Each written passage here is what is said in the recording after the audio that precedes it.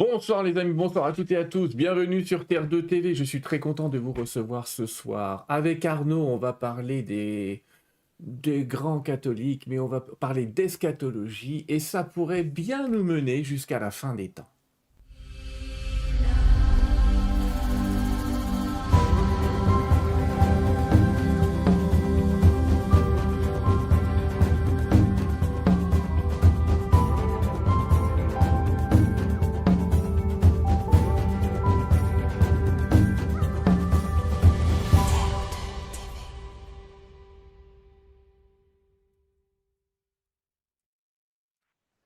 Voilà les amis, pour une fois, vous n'aurez même pas à attendre 2 semaines pour revoir une émission de Terre 2 TV. Je vous remercie de l'accueil que vous avez réservé à la dernière émission. On était avec Thierry Penin, journaliste, on a parlé des esprits possessifs.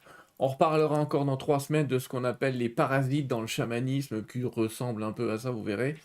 Mais ce soir, je suis très heureux et fier, vraiment, fier de recevoir Arnaud Dumouche. Bonsoir Arnaud, Bonsoir, bonsoir Sylvain.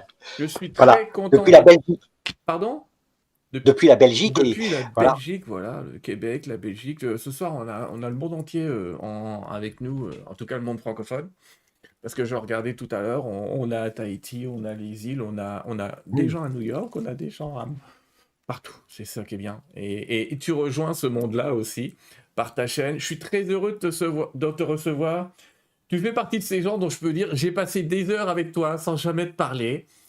Parce que j'ai regardé énormément d'émissions que tu as produites. Et c'est la première chose que je voudrais dire. Alors, pour te présenter un peu, mais peut-être que je vais faire une erreur, je vais dire que tu es professeur en théologie et tu as enseigné depuis début 1988. Donc, c'était pas hier matin.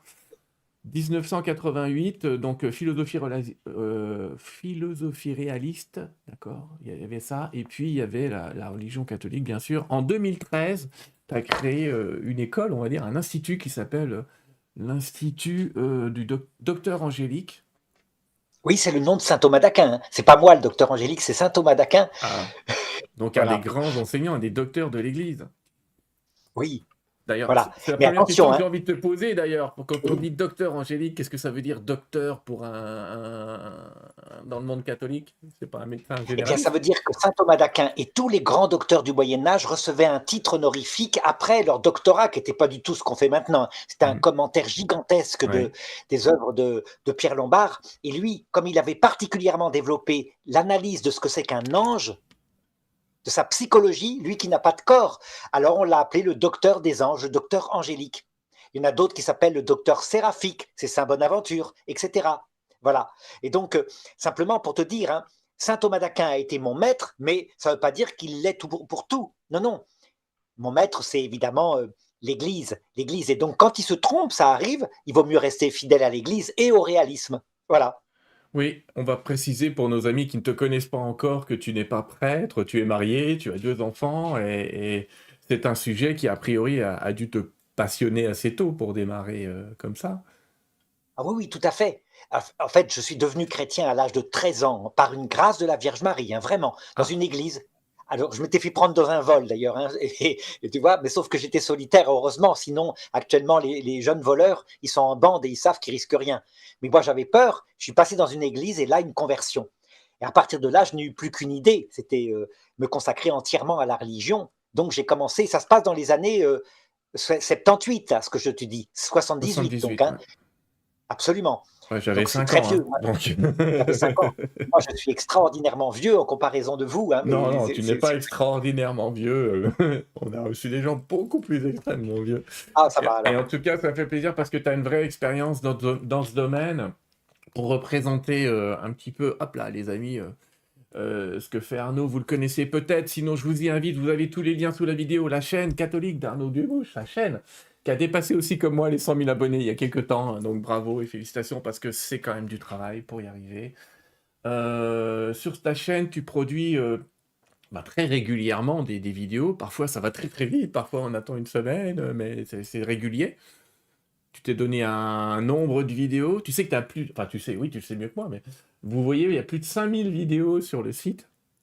5000 Oui, parce vidéos. qu'en fait, justement, À un moment donné, quand j'ai pris goût à ça, je me suis dit, je vais mettre la totalité de la formation ecclésiastique qu'on reçoit dans l'Église catholique.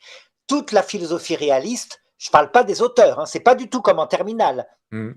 La philosophie réaliste, c'est-à-dire la connaissance de l'être humain de manière observationnelle, vous voyez, en regardant ce qu'il est. Et puis la théologie. La théologie à l'école de tous les grands docteurs, donc toutes les matières théologiques. Alors, je pourrais développer théologie dogmatique, théologie morale, etc., etc. Voilà, c'est pour ça qu'il y a tant de vidéos. Et actuellement, je suis en train de mettre les vies de saints. C'est un peu le sommet, le couronnement d'un travail, parce que on revient au réel avec les saints. Les saints, c'est évidemment l'évangile vécu. Et tu nous les racontes, nous ici on a l'habitude d'entendre Elisabeth de Caligny nous parler un peu des saints, mais tu nous les racontes aussi, il y en a énormément, hein. Il y a alors, les saints Oui, officiels canonisés, j'allais dire, il y en a plus de 6000, même plus que je crois, mais je crois que c'est 6000 qu'on avait vu avec Marc Neu quand on avait parlé de ça. Tu nous as parlé aussi des archanges, de la vie des archanges, et de leur... oui, oui, j'ai tout à beaucoup fait. j'ai adoré la manière dont tu nous as parlé de l'archange Michael d'ailleurs, parce que ça nous change un peu, enfin ça nous change un peu. C'est pas que ça nous change, mais au moins ça nous donne une bonne idée de pourquoi on l'a appelé qui est comme Dieu. Et Oui, voilà. C'est plein de vie, c'est-à-dire c'est des histoires, même s'ils n'ont pas de corps, ça veut dire que ça se passe dans des instants, ce sont de purs esprits, mais quand même, c'est hmm. fantastique. On voit bien, on comprend la base de toute cette histoire révélée. Ouais, des heures et des heures qu'on peut passer avec toi, parce que oui, tu nous parles de la vie des saints, certains connus, certains inconnus. Moi, ce que j'aime dans les vidéos d'Arnaud, les amis, c'est son côté spontané. C'est le côté, si jamais je me plante, bah, je coupe la vidéo, on la reprend, ce qui fait qu'il n'y a pas de montage, mais hop, ça Oui, s'arrête oui, et ça reprend. Et tu fais ça en live, et vu la production énorme de vidéos, vous allez pouvoir passer mais des milliers d'heures avec Arnaud, j'allais dire. Oui, ouais, ça doit faire des milliers d'heures quand même avec le temps, hein, mine de rien. et oui, tout à Et, fait. et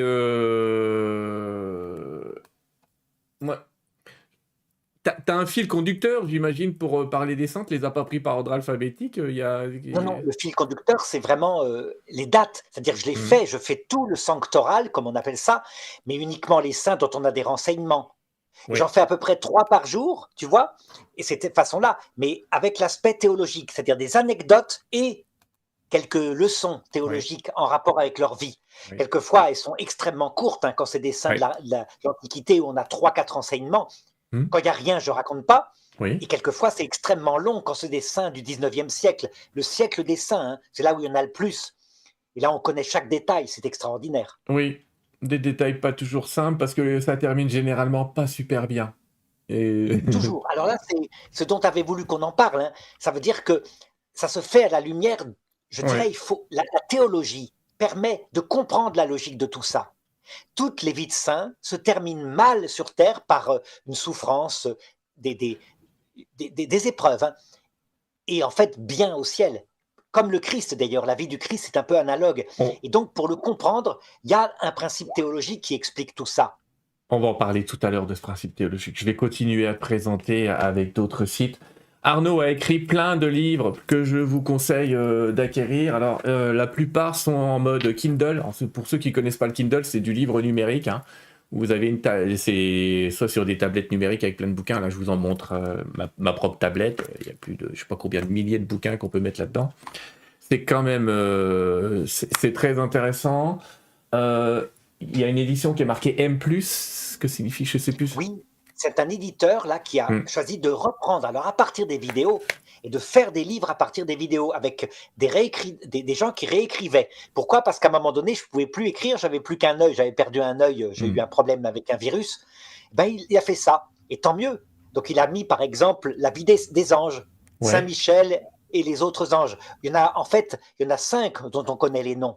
Michel, Gabriel, Raphaël, Lucifer Uriel. et le fameux Uriel, Ouais. l'ange de la mort. Mais ça, il n'est pas Hmm. très connu, c'est un nom un peu inventé. Mais n'empêche qu'il est dans l'écriture. Voilà. Ouais.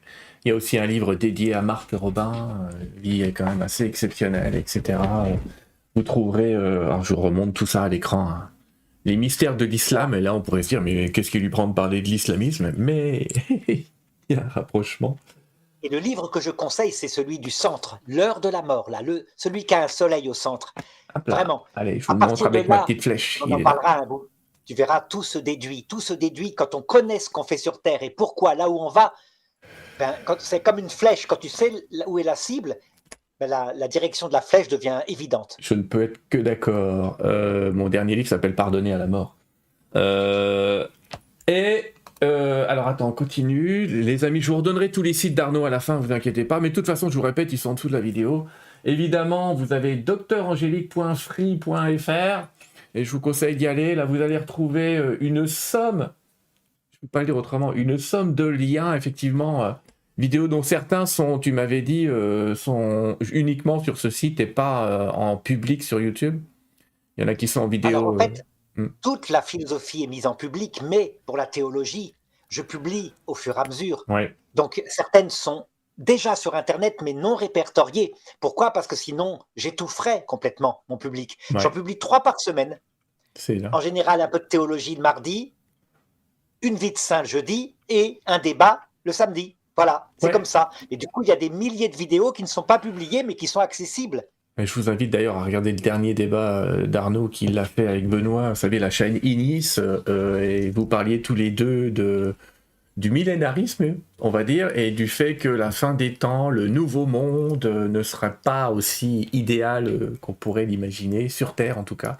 On va en parler. Alors, après, il y a ce mot pour lequel on m'a posé une tonne de questions, et le mot, c'est eschatologie. Et tu as un site qui s'appelle eschatologie.free.fr. Et là, la question arrive, c'est quoi, Arnaud, l'eschatologie? Alors, c'est un mot grec qui signifie les fins dernières, le but. En fait, là où on va, tout simplement. Donc, ça n'a pas à confondre avec l'horrible mot hein, qui était sûrement venu à l'idée. Eschaton, c'est la fin dernière. Donc, là où on va, ça parle de 2 sujets, notre destin individuel et le destin de l'humanité. Oui. Donc, l'eschatologie individuelle, qu'est-ce qui se passe à l'heure de la mort? Qu'est-ce qu'on voit précisément? Est-ce qu'il y a un purgatoire? Quel est notre destin éternel, la vision béatifique? Et puis, pour le monde entier, ce que Dieu prévoit. En général, la première théologie est pleine de joie et nourrissante, la seconde rend fou. L'eschatologie universelle a tendance à rendre fou les gens parce qu'elle mêle des espoirs politiques et des espoirs religieux. Donc 2 passions dans l'être humain. Et donc, je mets en garde contre ça. Moi, je l'ai fait avec l'Église, avec le pape Jean-Paul II. Donc ça ne rend pas fou, ce que je dis, heureusement. Oui, c'est ce que j'allais te dire. Vous rassurez-vous, les amis, vous risquez pas grand-chose. Mais c'est un sujet tellement vaste, tellement intéressant. Et c'est ta spécialité. On peut dire que c'est vraiment ta j'ai fait ma spécialité. thèse de théologie que j'ai jamais soutenue. J'ai été viré avant, mais c'était un scandale. J'ai été viré, c'était pas bien. Le pape Benoît XVI, qui à l'époque était cardinal, m'avait même écrit. On estimait que j'avais pas le niveau, alors que ça a eu l'imprimatur après ça. Bon, tu vois, ça a publié tout ça. J'avais fait ma thèse sur ce sujet-là. Et ça se résume à un truc. Hein. Tu sais, ça c'est une chose que je vais te dire, Sylvain. Toute thèse de théologie se résume en général en une phrase. Toute thèse de science, c'est pareil. Donc, ce qui s'énonce bien se comprend facilement, c'est facile. Le retour du Christ dans sa gloire se passe à l'heure de notre mort comme il se passe à la fin du monde. Voilà, c'est tout. C'est-à-dire que nous vivrons à l'heure de notre mort ce qui est annoncé, ce qu'on croyait être uniquement pour la fin du monde, on le verra de nos yeux, accompagné de la Vierge Marie, des saints et des anges. Mais ça, on en parlera tout à l'heure. Oui, on en parlera sûrement. Et puis si j'oublie, n'hésite pas à nous en parler. Oui, c'est très intéressant parce qu'en plus, toi, tu es quelqu'un qui étudie, j'allais dire, le côté texte, écriture, mais qui en même temps a étudié et les phénomènes paranormaux et les expériences de mort imminente pour les associer à cette fin. Toute la théologie, en mettant un ordre cohérent. Ça veut dire que c'est pour ça que je conseille toujours de regarder en premier lieu cette série sur l'eschatologie, parce que quand on connaît ça, le reste, ça se déduit.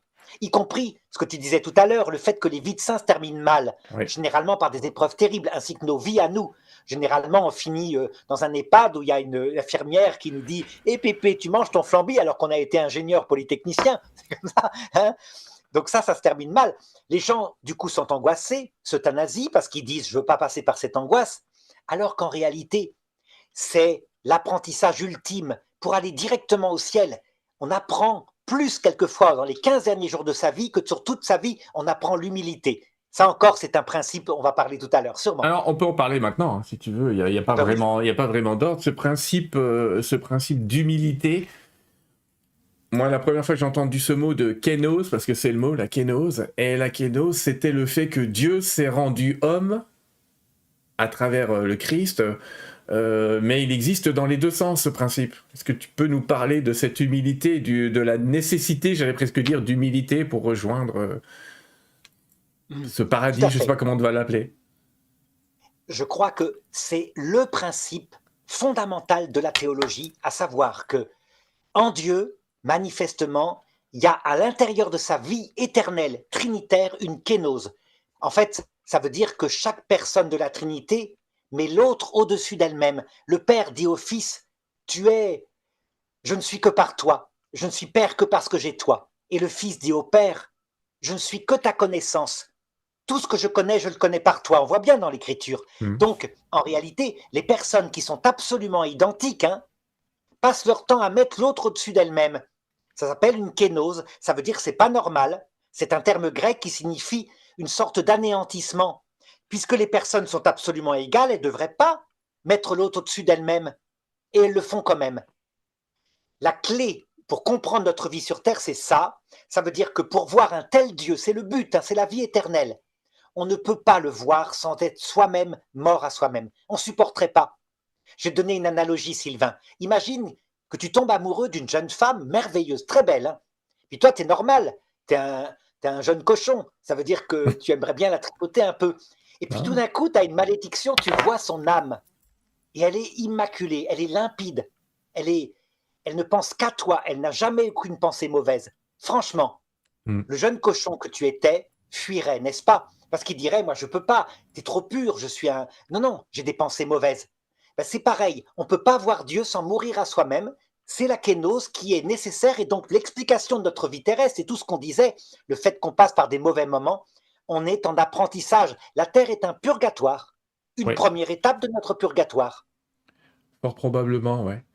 Et oui, oui, c'est sans doute. Et moi, je vais le ramener à des phénomènes qu'on connaît, cette kénose, où on avait ici interviewé une médium mexicaine qui nous disait qu'il y avait des gens qui restaient coincés entre la terre et le ciel.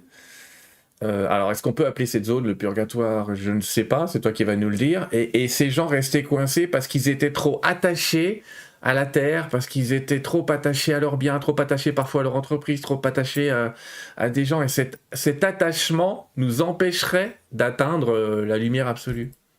Comment Tout à t'appellerais fait. cette zone Quelque fantôme chose qui entre est assumé par la théologie catholique grâce aux théologiens euh, irlandais, dont Saint Malachie, le fameux Saint Malachie et les prophéties des papes, c'est Ouais. lui qu'on a parlé, mais aussi Saint Patrick. Parce que, regarde, imagine que toi, tu meurs brutalement, mettons à 30 ans, en Mm. pleine gloire, tu viens de créer ton entreprise, tu es plein de gloire, de vanité. Tu n'as pas atteint cette connaissance de ta misère. Alors que si tu meurs à 80 ans, sur une chaise percée, avec la petite cuillère et le flambi, ben la même personne que tu es a compris sa faiblesse, a pris une sorte de connaissance de soi-même. Donc, qu'est-ce que fait le Christ quand on comprend qu'il est amour?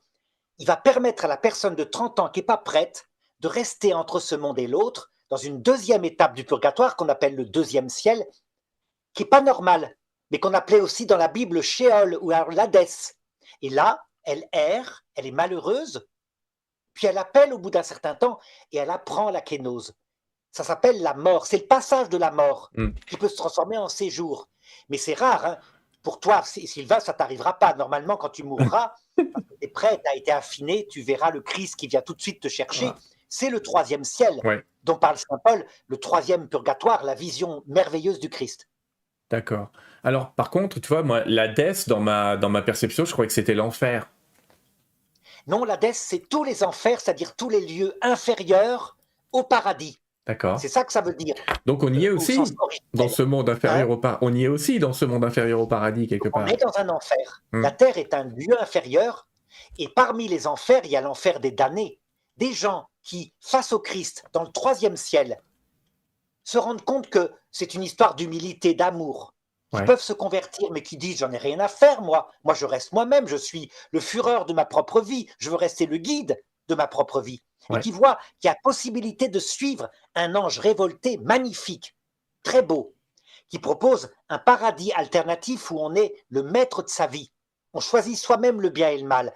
Il s'appelle Lucifer, l'ange de lumière, Ouais. Lucifero. Ouais. Ben, ces gens, s'ils le suivent, alors ils le font cette fois dans une parfaite lucidité puisqu'ils voient le Christ et son amour. Ils voient Lucifer et les conséquences. C'est ce qu'on appelle un péché contre l'Esprit Saint. Et là, l'enfer est éternel parce qu'ils ne reviennent jamais en arrière. Ils ont raison, ils ne cèdent jamais. Tu vois, donc c'est quelque chose, on comprend, hein, vraiment, y compris l'enfer, et tous les dogmes de l'Église prennent sens par cette approche. Je comprends cette approche et c'est justement là que j'avais adoré cette histoire enfin c'est pas une histoire, c'est ce récit sur l'archange Michael qui en fait réussit à vaincre le démon avec une seule parole qui est Dieu sait ce qu'il fait. Tout à fait. Qui est comme Dieu pour que Oui. tu t'opposes à lui? Qui est comme Dieu? Et la révolte de Lucifer, le mystère de l'iniquité, c'est exactement ça. Un ange qui dit, moi, je veux la vision béatifique parce que tu m'as fait pour ça, mais pas question de l'avoir sur des histoires d'humilité. Je ne servirai pas l'homme et la femme qui, eux, sont peut-être moins intelligents que moi, mais qui sont mieux bâtis sur l'humilité. Pas question. Donc ça, quand on comprend le mystère de l'iniquité, donc la révolte première des démons, alors ça prend sens aussi, l'histoire de Michael. Un simple petit archange, hein. C'est pas un ange supérieur. Lucifer, c'est un chérubin. C'est au-dessus. Ouais. Mais qu'à su dire la vérité. Tu prétends que tu te révoltes contre Dieu pour l'honneur de Dieu, parce que Dieu est grand.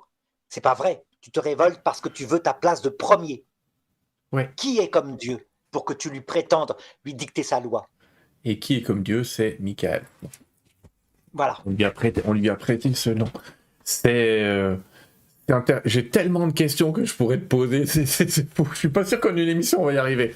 Alors si on reste un peu sur la fin des temps, qui était un petit peu le sujet que je voulais aborder avec toi, effectivement, tu as parlé de Malachie. Et souvent, en ce moment, on sait que le pape Benoît XIII, enfin pas Benoît XIII, pardon, François, est pas en super forme. On va dire ça, voilà. Et il y a cette prophétie de Malachie qui disait qu'il y aurait eu un certain nombre de papes et qu'après l'Église s'effondrerait ou renaîtrait, ça va dépendre comment on va le voir justement. Qu'est-ce que tu en penses de cette prophétie de Malachie où beaucoup de gens disent que le pape actuel serait le dernier? Non, non, tu verras, il va mourir dans quelques semaines, quelques mois, et il y aura un autre pape et des successions de papes. Comment est-ce que je peux le dire avec certitude? Parce que dans l'Écriture, il doit se réaliser avant la fin une série de prophéties qui sont loin d'être réalisées. Ouais. Par exemple, si je te donne un cycle de prophéties donné par Jésus concernant le peuple juif, l'intérêt du peuple juif, c'est que tout se réalise pour lui dans sa matière, dans sa chair, dans son histoire. Oui. Tu vois, Jésus avait donné 7 prophéties sur les Juifs. Il n'y en a pour le moment que 3,5 de réalisées. Donc, premièrement, votre temple sera détruit, il ne restera pas pierre sur pierre. Ça s'est passé en 70 après Jésus-Christ. Deuxièmement, vous serez dispersés, votre terre vous sera enlevée. Ça s'est passé en 135 après Jésus-Christ. C'est l'empereur Adrien. Troisièmement, ne pleurez pas sur vous, sur moi, prenez sur vous et sur vos enfants, parce qu'on vous traînera, etc. Ça s'est passé 3 fois dans leur histoire. Nabuchodonosor, l'empereur Titus et Adolf Hitler. Ouais. Tu vois, donc cette prophétie-là est réalisée. 4e prophétie, je vous ramènerai dans votre terre.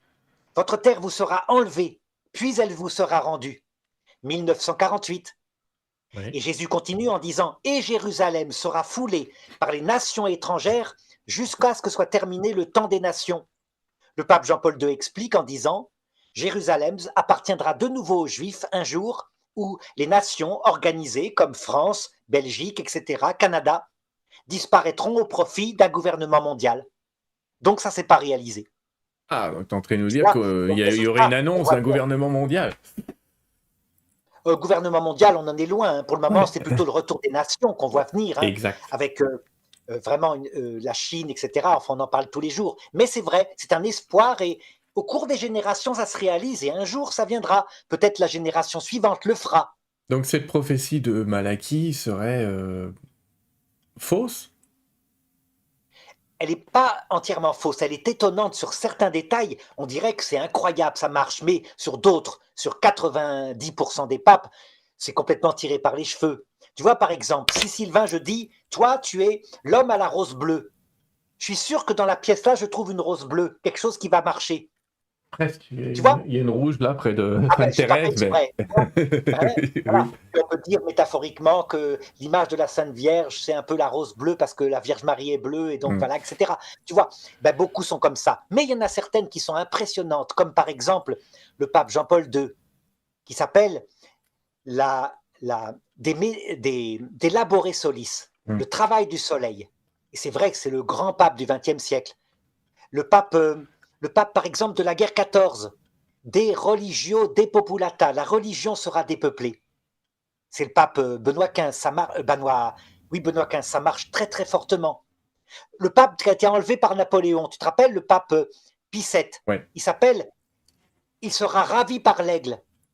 Donc là, tu te dis, il y a quand même quelque chose. Ouais. Mais c'est à peu près, je t'ai cité les exemples qui marchent. Le nombre d'exemples qui ne marchent pas, incroyable. Oui, c'est un petit peu comme Nostradamus, à qui on fait dire un peu tout et n'importe quoi, selon Oui, l'interprétation de l'époque et du temps.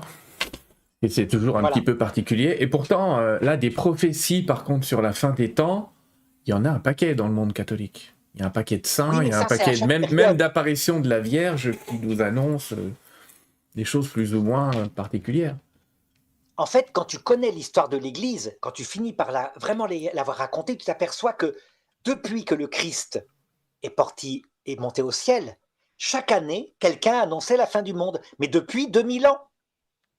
C'est-à-dire que, regarde avec nous, chaque année, tu trouves sur Mhm. Internet une nouvelle prophétie qui fait le calcul, c'est pour cette année. Par exemple, tu te rappelles quand le grand couturier il avait annoncé la D'accord, chute Rabanne. sur la. Ouais. Voilà, Paco Rabanne. Bon, eh ben, ça fait tout le temps, depuis tout le temps. Moi, je me rappelle quand j'avais autour de 20 ans, j'étais convaincu que c'était la fin du monde. Je me rappelle, j'avais même planté un champ de pommes de terre au cas où. Puis j'en ai bouffé des pommes de terre. J'en ai bouffé un an. Après, j'ai compris. Et du coup, je me suis dit, bon, écoute, tu vas être plus intelligent, tu vas regarder un peu. Et ça continue. Et donc, là, il y a eu le père, par exemple, Michel Rodrigue, Mhm. qui avait annoncé le pape François va mourir et le pape Benoît XVI va organiser son conclave pour l'élection du successeur.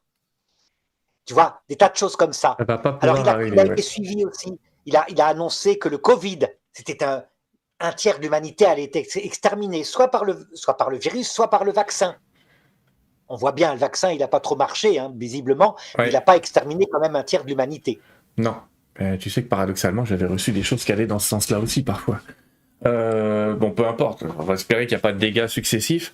Alors, il y a une autre prophétie dont on entend souvent parler, et je voudrais t'entendre là-dessus, c'est la Vierge qui aura annoncé 3 jours d'obscurité qui déterminerait un Oui. passage singulier vers un autre champ presque dimensionnel, là, pour le coup. Qu'est-ce que c'est que cette histoire de 3 jours? Est-ce que tu peux nous dire d'où ça vient, toi?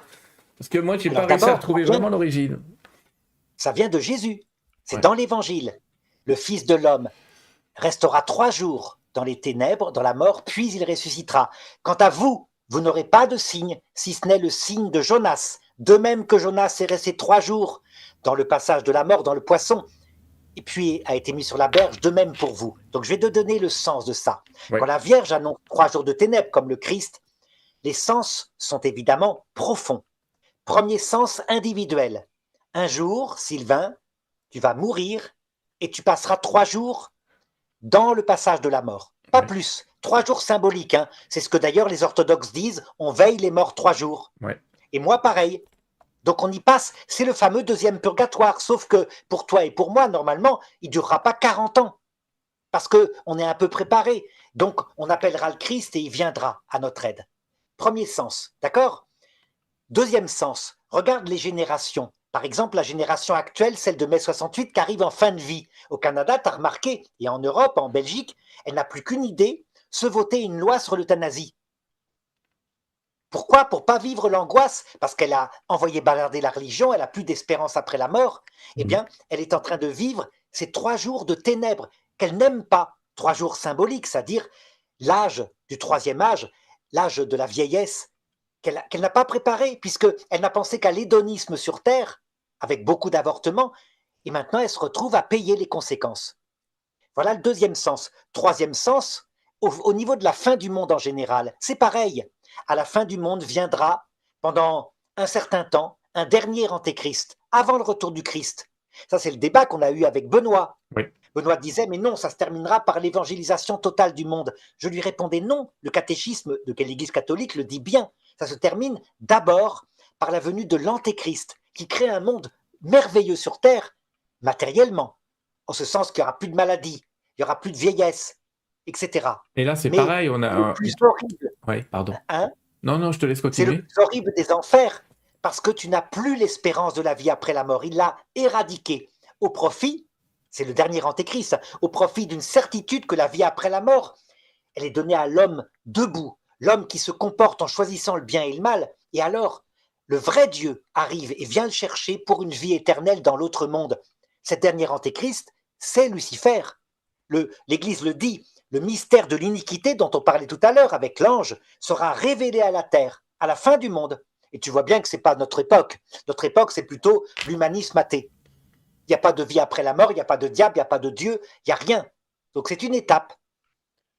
Il n'y a pas de vie après la mort. Si je nuance un peu, on s'aperçoit quand même que les phénomènes justement de mort imminente sont de plus en plus connus dans le monde entier et que j'allais dire ça ressemble à des échantillons, quoi. Oui, oui. C'est pour ça que la phase de l'humanisme athée qu'on est en train de vivre ne va pas résister très longtemps après la mort de la génération de Woodstock. La génération de Woodstock est humaniste athée, mais la nouvelle génération, abreuvée d'athéisme, avec une vie où il n'y a que les téléphones portables, etc., qui ne comblent pas le cœur, est en train de redécouvrir la spiritualité, en particulier par les NDE. Oui, Mais notamment. Oui. ça ne veut pas dire que ça, c'est le dernier antéchrist. Ça veut dire qu'il peut y avoir une phase de renouveau de la religion, suivie à la génération suivante, peut-être à ce moment-là, de la révélation du faux Dieu qui se fera passer pour le vrai. Certes. Je te pose une question, tu sais, j'ai écouté il n'y a pas longtemps le père Paul Adrien, que tu connais peut-être, tu regardes peut-être ses vidéos de temps en temps, qui lui disait qu'il n'y avait jamais eu autant de personnes qui ont demandé leur baptême que cette année. C'était particulier, que les 2 dernières années étaient en flèche. Ça vient de 2 causes. Premièrement, les vidéos d'Internet. L'évangélisation catholique se fait par Internet. Le père Adrien y a participé, c'est évident. Donc les gens découvrent tout d'un coup que le message catholique n'est pas une espèce de sectarisme avec l'Inquisition, mais que c'est un message intelligent, plus intelligent quelquefois que les autres confessions chrétiennes. Et un message qu'on peut peut-être appeler moderne, malgré les apparences. Moderne et en même temps très traditionnel. Les deux, puisque tu as vu parler des anges, et en même temps avoir un pape qui est capable d'expliquer de son magistère que l'euthanasie est une erreur parce qu'on ne vit pas l'apprentissage de la kénose en se suicidant trop tôt, ben c'est extraordinaire. Dans l'orthodoxie, qui est très proche du catholicisme, il n'y a plus de concile, donc les évêques n'arrivent plus à expliquer ça. Dans le protestantisme, c'est souvent très affectif, ça veut dire qu'il n'y a pas tellement de théologie. Mais la redécouverte du catholicisme et de son intelligence est un choc. Et puis deuxièmement, il y a manifestement maintenant un retour du Saint-Esprit. Dans la génération depuis la fin de la Seconde Guerre mondiale, l'Esprit Saint s'est comme caché pour l'Occident. Par contre, il a soufflé en Afrique. Mais en Occident, il s'est comme caché. On était trop dans l'abus. On se prenait trop pour le centre du monde, sans doute. Donc, et l'Afrique était restée dans une position d'humilité aussi que n'avait pas l'Occident, qui est très arrogant, cet Occident, quand même. Tout à fait. Très, très arrogant. Tout à fait. Et il y a beaucoup de prêtres africains en France aujourd'hui qui débarquent parce que ils sont très appréciés, parce qu'ils sont vraiment investis de ça depuis tellement d'années. Voilà. Ils viennent réévangéliser et avec un sens de la prière. Et comme tu comprends que la conversion est un don du Saint-Esprit, ça veut dire que la conversion est vraiment une expérience mystique. Tu ne peux pas te convertir sans ça. Ben, si l'Esprit Saint décide, peut-être parce que c'est temps, il y a trop d'angoisse maintenant, de venir de nouveau illuminer les cœurs, tout refleurit. Donc c'est un peu ça. Je tiens à préciser à nos amis qui me regardent depuis des années et qui m'ont entendu parler de plein de sujets de parapsychologie ici, et que depuis le début de l'année, vous m'entendiez beaucoup parler de catholicisme, de tout ça. Si j'en parle, c'est parce que je pense qu'on arrive à un moment où c'est probablement une solution de vie dans ce monde. Et tu le disais tout à l'heure, il y avait cet espoir politique et cet espoir catholique, et on s'aperçoit que l'espoir politique s'effondre. Et oui, parce que, en fait, la vie est très courte. Quand on a espéré créer un paradis sur Terre en disant, mais ce qui compte, c'est d'établir une sorte de fraternité autour du communisme à un moment donné. Hein, il y a eu vraiment une tentation de ça. Ce sont les vieux qui ont maintenant 80 ans, mais qui ont vraiment cru. Puis après, ça a été le capitalisme. On voit bien, on vieillit, et à la fin, ben, on n'a pas de nourriture spirituelle. Les personnes âgées sont dans les EHPAD, dans les maisons de retraite, et c'est une vraie angoisse. Tu comprends pourquoi l'euthanasie veut être votée partout? Parce que c'est une génération qui récolte Après, le fruit tu, d'une... tu le sais comme moi, il y a tout un débat qui est... Mais tu adores les débats. C'est ça qui est bien avec toi, c'est Oui, que tu adores les débats. Il y a tout un débat sur ce sujet-là. Par exemple, au Canada, il y a l'euthanasie qui porte un autre nom. Ça s'appelle l'aide à mourir. Ils ne veulent pas prononcer le mot euthanasie. Mais voilà, entre l'aide à mourir sur quelqu'un qui vit des souffrances depuis des années, et ici où on commence à parler, je te dis, on commence à en parler, d'accepter l'aide à mourir pour des gens qui psychologiquement sont instables depuis 2 3 ans, ça pose des questions oui. plus que fortes, c'est vrai. Euh, Mais c'est logique. C'est logique hum, s'il n'y a que la vie terrestre et que ta vie terrestre est une horreur et qu'il n'y a rien après la mort. Mais je suis pour l'euthanasie dans ce cas-là et le suicide assisté. C'est logique. Si par contre, cette vie n'est qu'un purgatoire, comme dit la Vierge, je ne te promets pas de te rendre heureuse ici-bas, mais dans l'autre monde, et qu'elle prépare l'autre monde, alors tu vas préférer quoi? Les soins médicaux, les soins palliatifs quand tu es âgé, donc éventuellement, quand tu souffres atrocement, jusqu'à du sommeil profond, mais surtout pas te suicider. Parce que tu te dis, je suis en train d'apprendre la vraie valeur de mes jours. Et ça me prépare à la vie éternelle, puisqu'il faut, je te l'ai dit au départ, la kénose pour hum, voir Dieu. Donc c'est logique. Tu vois, deux logiques différentes. Moi, je respecte l'humanisme athée parce que ça se comprend. ouais. Mais l'humanisme athée a souvent tendance à nous traiter, nous, catholiques, de fanatiques parce qu'ils ne comprennent pas notre logique. Alors, allons plus loin que la mort, j'avais envie de te dire, Arnaud. Moi, je fais partie de ceux, alors, on va pas forcément être d'accord, qui croient en la réincarnation, mais quelle est la place de ça dans tes hypothèses? Eh bien, que ceux, par exemple, des enfants qui quelquefois se souviennent de choses qu'ils disent avoir vécues dans une vie antérieure. J'ai peut-être d'autres explications que la réincarnation. Tu as vu, par exemple, aux États-Unis, comment on pouvait induire des souvenirs qui ne sont pas les siens, Oui. par exemple, par hypnose. Mais parfois, pourquoi pas, hein, il peut y avoir des personnes qui meurent au moment où un enfant naît et qui ait une contamination de souvenirs qui ne soient pas les siens. Par contre, pour nous, catholiques, hein, il n'y a pas de réincarnation. Et c'est évident, je t'explique. Si jamais Dieu est une personne et que toi, Sylvain, tu es une personne éternelle, avec ta seule maman, ton Hum. seul papa, tes enfants, que jamais tu ne devras les oublier parce qu'ils font partie de ta personne, par tes relations, alors il ne faut pas que tu sois reset comme un ordinateur. Il faut que ta mémoire soit intacte. Donc chez nous, catholiques, quand on n'est pas prêt, qu'on a un karma, qu'on a péché, il y a le purgatoire, où on découvre pourquoi on était sur Terre et on reste soi-même et on apprend à purifier son cœur, effectivement, mais en restant soi-même dans l'autre monde, Ouais. au purgatoire. Ça, c'est là où j'ai une autre hypothèse, moi qui considère qu'en fait, je considère la vie exactement comme un rêve. Et quand tu te réveilles le matin, tu peux avoir rêvé d'être quelqu'un d'autre, d'avoir été dans un autre endroit, d'avoir vécu autre chose. Mais quand tu te réveilles, tu es à nouveau avec ta famille, tu es à nouveau avec tes proches. Et j'ai tendance à considérer que le véritable monde serait ce qu'on appellerait le paradis. Et qu'en fait, nous ici, on est dans un rêve. Et on est en train d'imaginer qu'on est un personnage et ce rêve a l'air de durer longtemps. Comme dans un rêve, tu sais, tu peux avoir fait un rêve une nuit et te dire « Ah, j'ai l'impression d'avoir passé 10 ans quelque part. » Tu vois?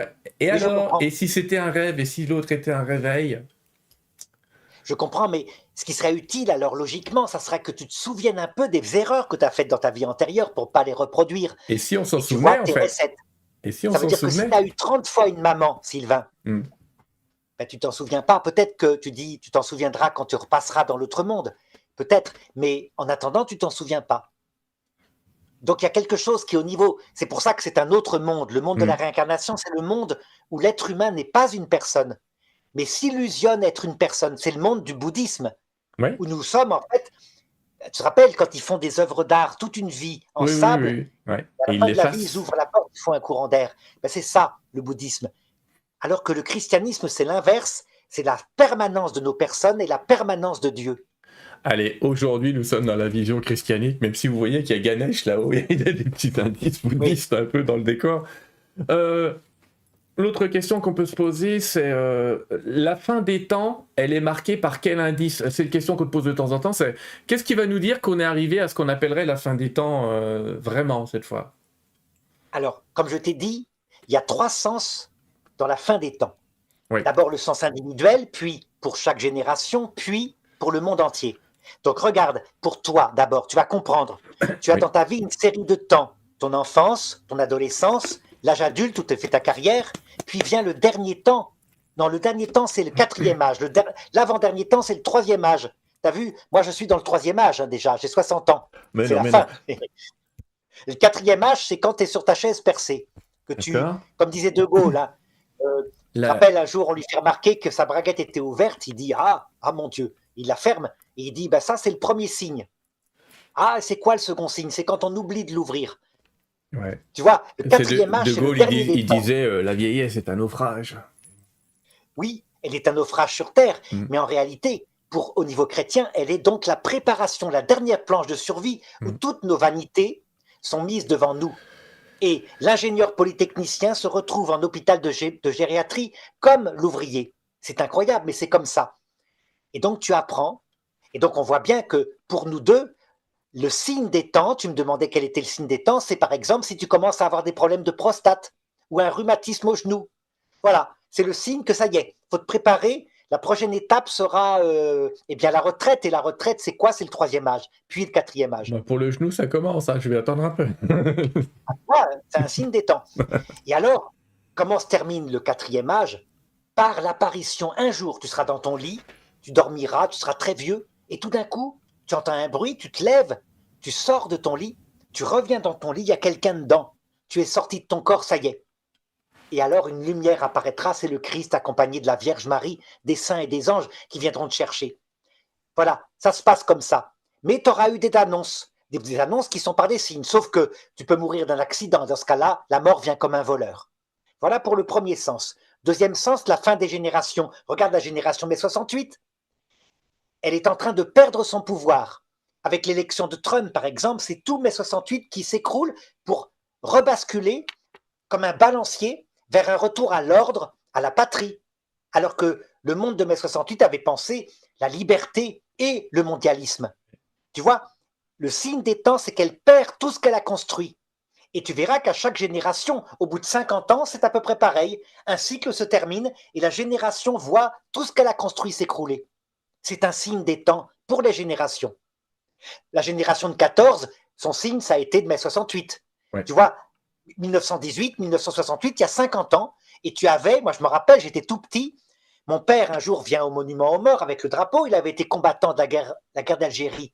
Il voit des jeunes achevelus, je me rappelle encore, qu'il traitait de fascistes et qui traitaient de fascistes des vieux beaux hommes qui disaient mais monsieur, je ne suis pas fasciste, j'ai combattu le fascisme. Oui, mais vous avez fait la guerre, vous êtes un fasciste. C'était les 68 arts qui maintenant ont 80 ans. À l'époque, ils avaient les cheveux longs. Tu vois? Donc chaque génération connaît sa fin et ses signes des temps. Pour le monde entier, troisième sens, et c'est donc ce que je t'ai dit, l'avenue du dernier antéchrist, une humanité sans Dieu, avec un monde matériellement merveilleux et sans espérance théologale, la révélation du mystère de l'iniquité, donc une vie après la mort, donnée par Lucifer, et là, nous, on ne sera plus là, hein, Sylvain. Ça sera la Ah, on sera génération plus. suivante ou Je peut-être pense plus pas. tard Mais qui le alors, connaîtra. reprenons un terme. L'espérance théologale, c'est quoi? L'espérance théologale, c'est quand on attend la victoire éternelle dans l'autre monde. Ça veut dire la grâce, quelque chose qui est pas terrestre. Tandis que l'espoir humain, c'est quand on attend la réalisation sur Terre d'un paradis, d'une merveille. Par exemple, il y avait l'espoir politique des communistes. Ils allaient créer un monde nouveau autour de l'égalité. Tu vois, c'est un espoir. Ouais. Et ça a donné 100 millions de morts. Ouais. L'espérance théologale te dit non. Sur Terre, tu vas réaliser une amélioration. La foi peut évidemment améliorer les choses. Ouais. Mais la réalisation plénière est pour l'autre monde.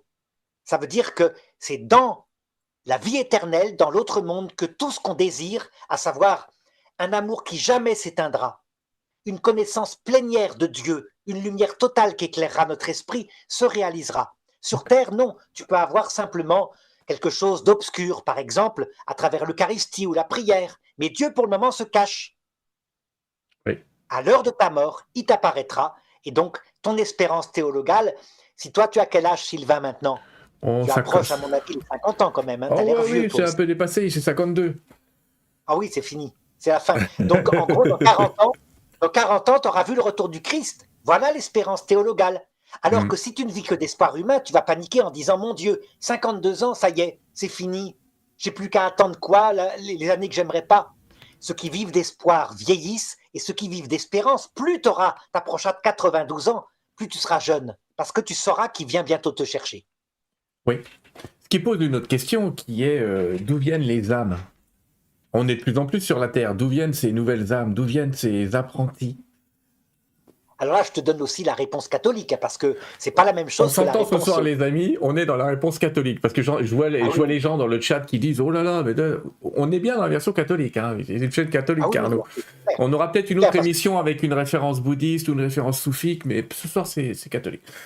Donc, catholique, hein. ouais. Le pape Jean-Paul II a dit que au moment où tu conçois un bébé avec ta femme, dès qu'il y a fécondation, c'est dans son document qui s'appelle Donum Vitae. Il est sorti en 98. L'âme est créée par Dieu, qui l'unit à son corps. Voilà pourquoi l'acte sexuel est sacré pour les catholiques, parce qu'il y a le père et la mère qui agissent, et Dieu qui bénit en créant l'âme d'un bébé. Donc il l'a créé à partir de rien, alors que les parents communiquent simplement le corps. Il unit, c'est une union hypostatique qui fait un petit être humain qui est là. Et tu comprends pourquoi l'Église est tellement contre l'avortement, parce qu'elle dit, le bébé ayant son âme à la conception qui est créée, quand tu avortes volontairement, tu es en train de tuer ton bébé, son âme est propulsée dans l'autre monde, et heureusement, l'archevêque de Bruxelles avait dit, hein, pour rassurer, parce que c'est le crime de la génération des 68 finalement, votre enfant vous adoptera quand vous arriverez de l'autre côté. Il vous adoptera parce que il dira maman, tu ne savais pas, tu croyais bien faire, tu ne savais pas que j'existais. Il vous adoptera, ce qui veut dire que ce mystère se terminera, heureusement, pour la génération des 68 par leur salut. Et ils se frapperont la poitrine, évidemment, en disant ah, on aurait dû écouter quand même les papes. Mais voilà, par la miséricorde. C'est la vision catholique. Je remporte cette partie, Cécile. Oui, c'est la vision catholique. Alors, en parlant de vision catholique, j'aimerais avoir ton opinion sur le monde catholique actuel, l'avenir de l'Église selon toi. Alors, tu as parlé un petit peu du fait que le renouveau, ce serait peut-être Internet, j'allais presque dire, mais en elle-même, l'Église est-elle en train de mourir, de revivre d'une encyclique à l'autre? On a l'impression qu'on part dans un sens, qu'on part dans l'autre sens. Quelle est ta Non, vision non, de l'Église l'avenir du catholique, catholicisme en France, par exemple? oui. Non, non, on part pas dans un sens puis dans l'autre, hein, mais simplement, il y a une difficulté chez les catholiques aussi à comprendre. Je vais te donner un exemple, tu vas voir. Le pape Jean-Paul II, il disait, vous ne devez jamais mentir. Le Hmm. mensonge est un mal, il le met dans son catéchisme de l'Église catholique. Est-ce qu'à ton avis, ça s'oppose aux propos du pape Pie XII qui disait, vous allez mentir et faire croire aux nazis que ces enfants viennent de Belgique, parce que quelque chose se prépare pour tuer ces enfants juifs. Vous allez faire croire que ce sont des enfants catholiques. Hmm. À ton avis, est-ce qu'il y a une opposition entre le pape Jean-Paul II qui dit vous ne devez jamais mentir, même pour faire le bien, et le pape Pie XII qui disait vous devez mentir pour sauver les enfants? À partir du moment où ça fait le bien, voilà. On est toujours Eh de bien, cette visée. la réponse, c'est qu'il n'y a pas de contradiction, mais qu'il faut bien comprendre. La doctrine universelle, elle est dans la tête, elle nous permet de comprendre la direction, c'est vrai. Le mensonge, il faut éviter. Mais quand tu ne peux pas faire autrement, tu maintiens que le mensonge est un mal, mais c'est un moindre mal. Tu vas le faire, et tu vas le faire bien, parce que tu dois sauver des enfants. À partir de là, tu t'aperçois que c'est comme quand Jésus disait, tu te rappelles dans le texte de l'Évangile, oui, vous avez raison, le jour du sabbat, vous ne devez pas travailler. Les prêtres, écoutez-les, ils ont raison, il faut consacrer ce jour du sabbat au Seigneur. Mais qui d'entre vous, si son fils est tombé dans un puits le jour du sabbat, va attendre le lendemain pour aller le chercher? Oui, ça c'est les Et paroles là, du il ne Christ savait dans pas la quoi Bible. Ouais. répondre Hmm. parce qu'il avait du bon sens. Ça veut dire qu'on doit être intelligent. La loi, disait-il, elle est faite pour l'homme, pas l'homme pour la loi. Donc si on est assez bête pour dire je ne mens pas aux nazis, donc les enfants juifs sont là-bas, mais ils iront au paradis, c'est pas grave. Quand on arrivera de l'autre côté, le Seigneur dira, ou on dira au Seigneur, regarde Seigneur, j'ai été bien, j'ai jamais menti. Et le Ouais. Seigneur répondra, oui, mais tu as provoqué un génocide. Comprenez? C'est évident, quoi. Ouais, je comprends ça. Après, dans l'histoire catholique, et tu l'exprimes aussi dans l'histoire de certaines personnes, par exemple, ça n'a rien à voir à ce que je vais te répondre, hein, on va passer du coq à l'âne, mais on voit que d'un pape à l'autre, il y a des avis sur une chose et sur une autre. Je prends par exemple l'avis du Padre Pio au hasard, où d'un pape à l'autre, on l'enferme, on le ressort, on l'enferme, on le ressort. Ah oui, oui. Alors là, il n'y a pas du tout d'infaillibilité sur ce qui concerne leur comportement privé. Mm. On a des saints papes depuis un siècle, mais on a eu des papes horribles, des papes assassins, des papes pédophiles, on a eu toutes sortes. Non, la protection, elle est sur l'enseignement. Comme disait Jésus, sur la chair de Moïse, c'est assis des hommes, faites ce qu'ils disent, mais ne vous conformez pas forcément à leur comportement. Oui. Donc, Padre Pio a été persécuté, pas tellement par les papes, hein, le pape Pie XII le protégeait, mais disons par un envoyé du pape, et je vais t'expliquer pourquoi. Un jour, il reçoit une femme qui lui demande: Padre Pio, je suis marié, mais je veux absolument sortir avec quelqu'un que j'aime, qui n'est pas mon mari. Oui. Padre Pio lui dit: si vous faites ça, il mourra dans 2 ans et vous mourrez dans 3 ans. Ne le faites pas. Et il la renvoie. Il la renvoie, elle passe la nuit, évidemment, elle était amoureuse folle de son amant, elle passe la nuit à pleurer sur un banc à l'extérieur.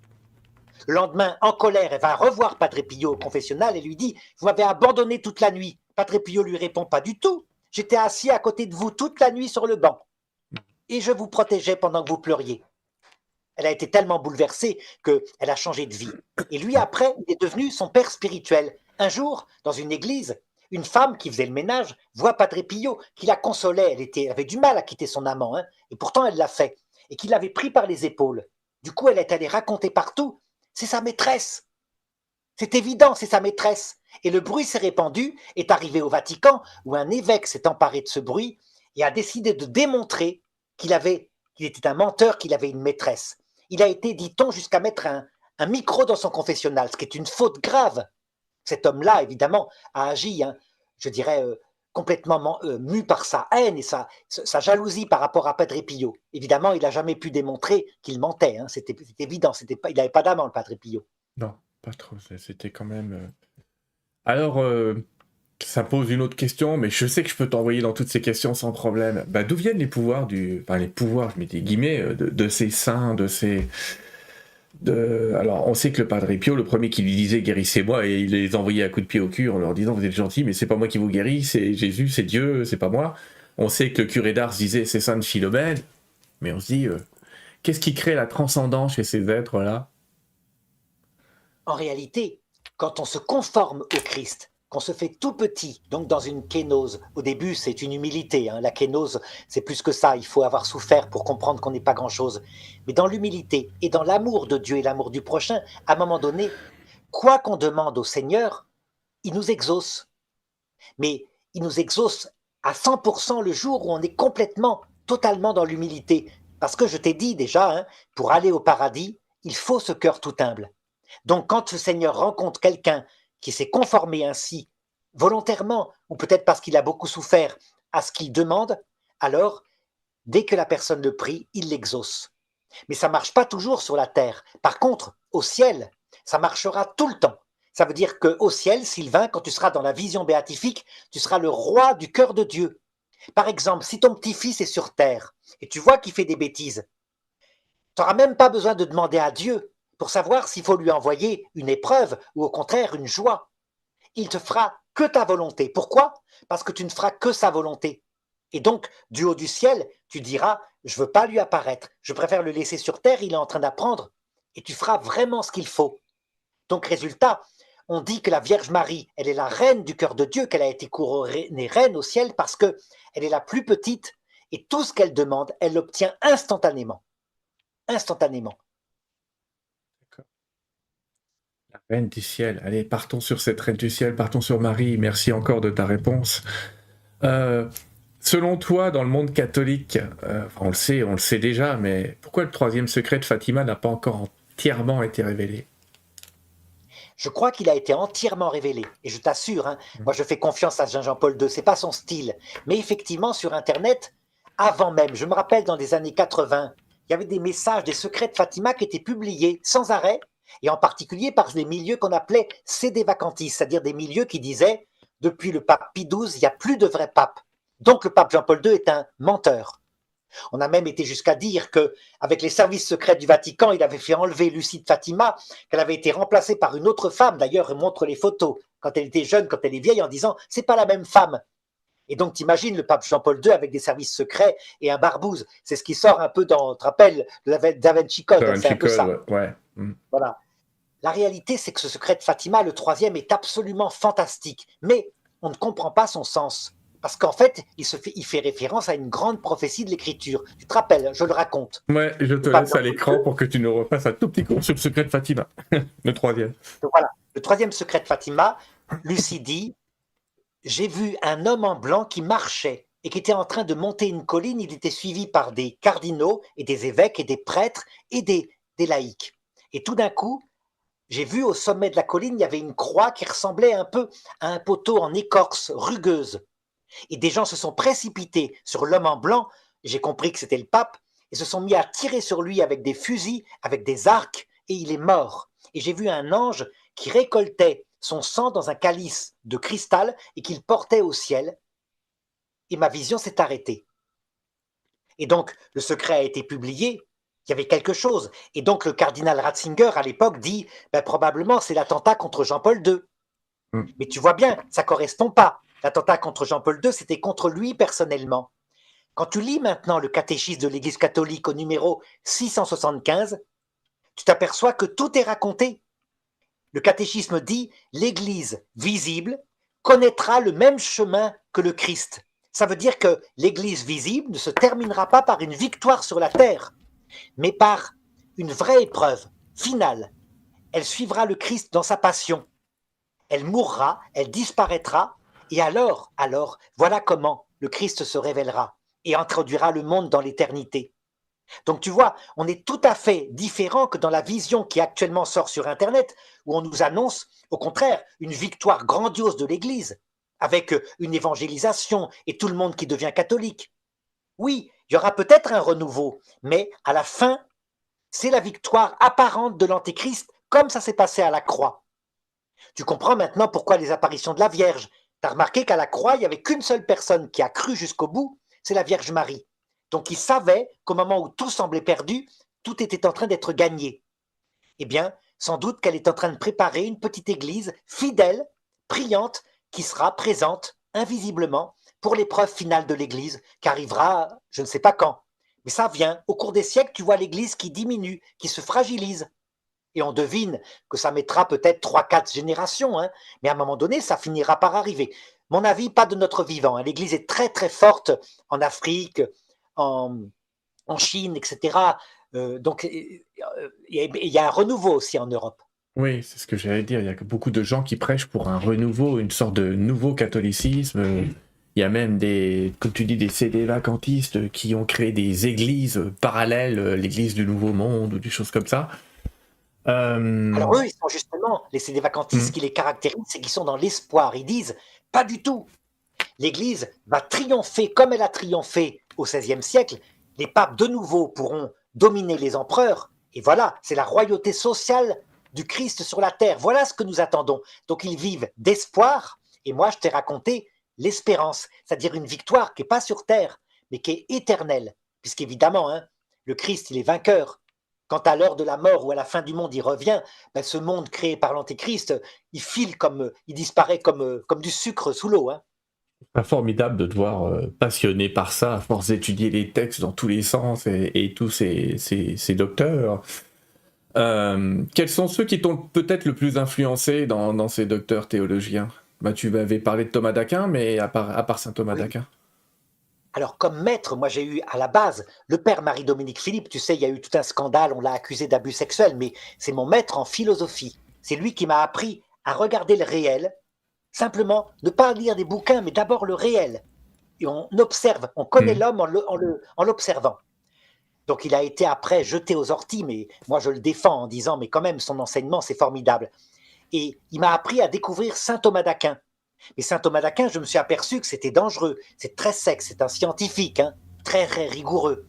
Et puis surtout, à un moment donné, tu te rappelles, vers l'âge de 52 ans, il a eu une apparition du Christ, il a voulu tout brûler.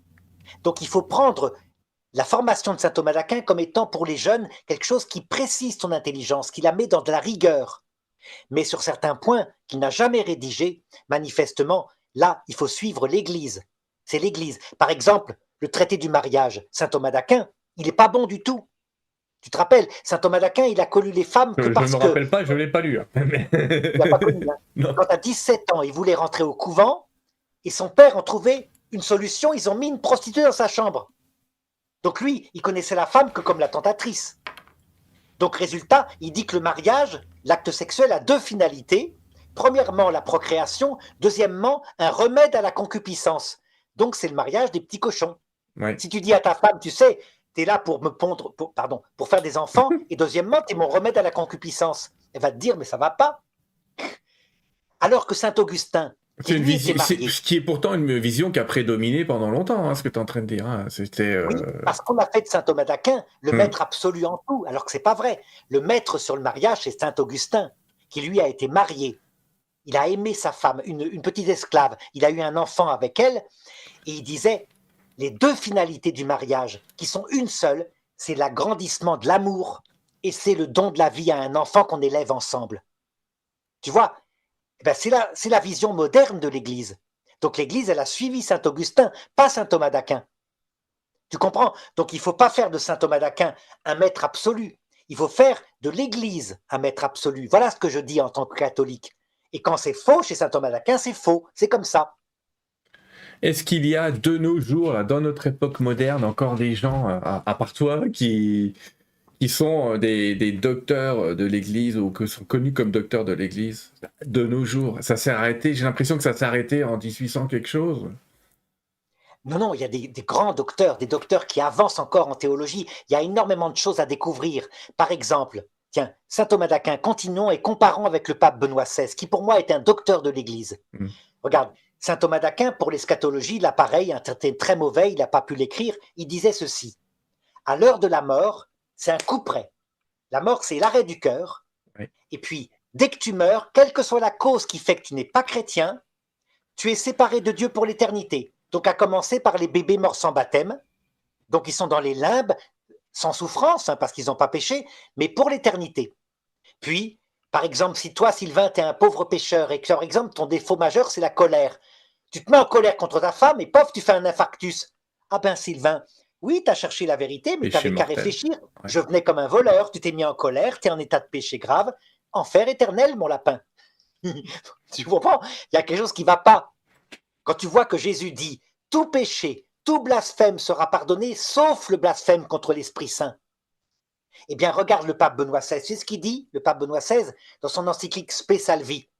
C'est un docteur de l'Église. Au numéro 47, il dit la mort, manifestement, est un passage dans lequel on peut rencontrer le Christ. Et dans cette rencontre, tout d'un coup, on découvre son évangile. Et là, on peut trouver le salut. Toute la vie qu'on a eue avant, avec les péchés, quand on se repent devant lui, dans son apparition, alors on est pardonné. Tu comprends? C'est un énorme changement. C'est-à-dire qu'avant, c'était 99% des gens qui étaient damnés, dont les enfants morts sans baptême, et depuis Vatican II et avec le pape Benoît XVI, on comprend pourquoi Dieu a le temps. Pourquoi il laisse l'apostasie? C'est pas parce que les gens vont se perdre, c'est parce qu'il va les rattraper à l'heure de leur mort, en disant par exemple à nos petits pépés, comme je t'ai dit, qui sont en train de s'euthanasier. Ouais. Tu sais, ceux qui sont sur leur chaise percée, les 68 arts qui dansaient à Woodstock, tu as fait une erreur, tu n'as pas écouté, mais tu ne savais pas. Et tu as essayé quand même d'être humaniste, de rendre service au prochain. Il se fera notre avocat. Et en même temps, ces personnes-là, devant un tel amour, une telle humilité, diront « Seigneur, j'aurais jamais dû faire ça.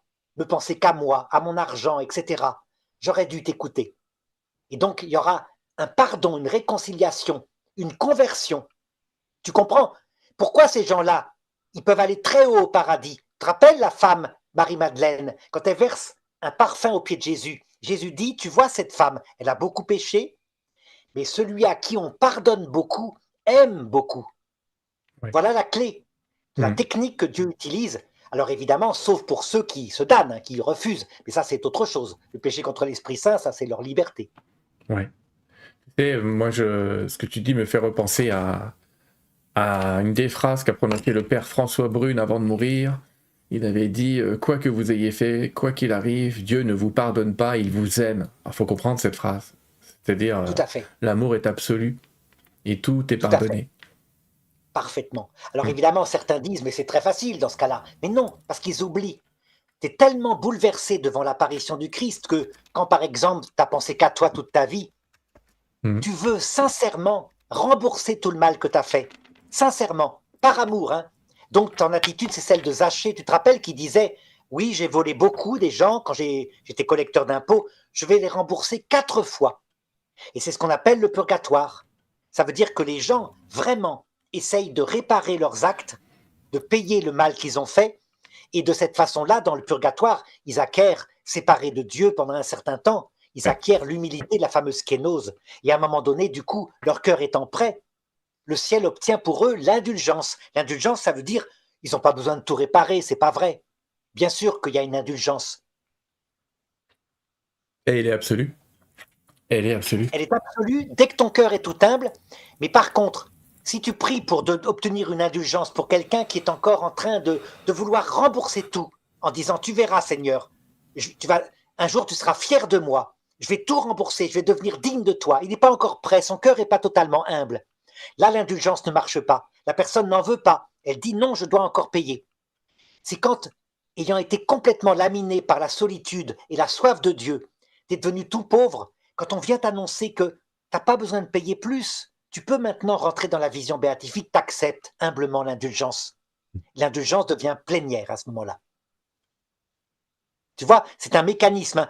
Les indulgences qu'on avait quand le catholique croyait sont un mécanisme spirituel, en fait, qui signifie quelque chose de réel, qui se passe dans notre purification. Ouais. Dès que tu prononces le mot indulgence, je repense, je porte sur moi une croix du pardon et ça fait partie des indulgences papales, celle-là, mais. Oui, oui, tout à fait. Tu vois, c'est une pédagogie. Ça veut dire que les papes avaient inventé des techniques en disant vous obtiendrez en faisant telle chose, par exemple en se confessant et en communiant, vous obtiendrez 30 jours d'indulgence pour qu'on comprenne évidemment que c'était quand on avait une attitude de repentir et d'amour qu'on obtenait le pardon pour plein de péchés. Tu vois, il fallait comprendre spirituellement.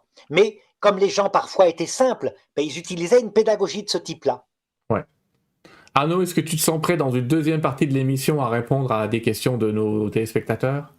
Complètement, hein, je suis à disposition. Tu as vu, je suis avec une énergie absolue. Et puis je te remercie parce que tu as été très ouvert, très sympa. On répète ici que tu donnes une vision catholique, évidemment. Je vois que ça fait débat, mais c'est une vision catholique.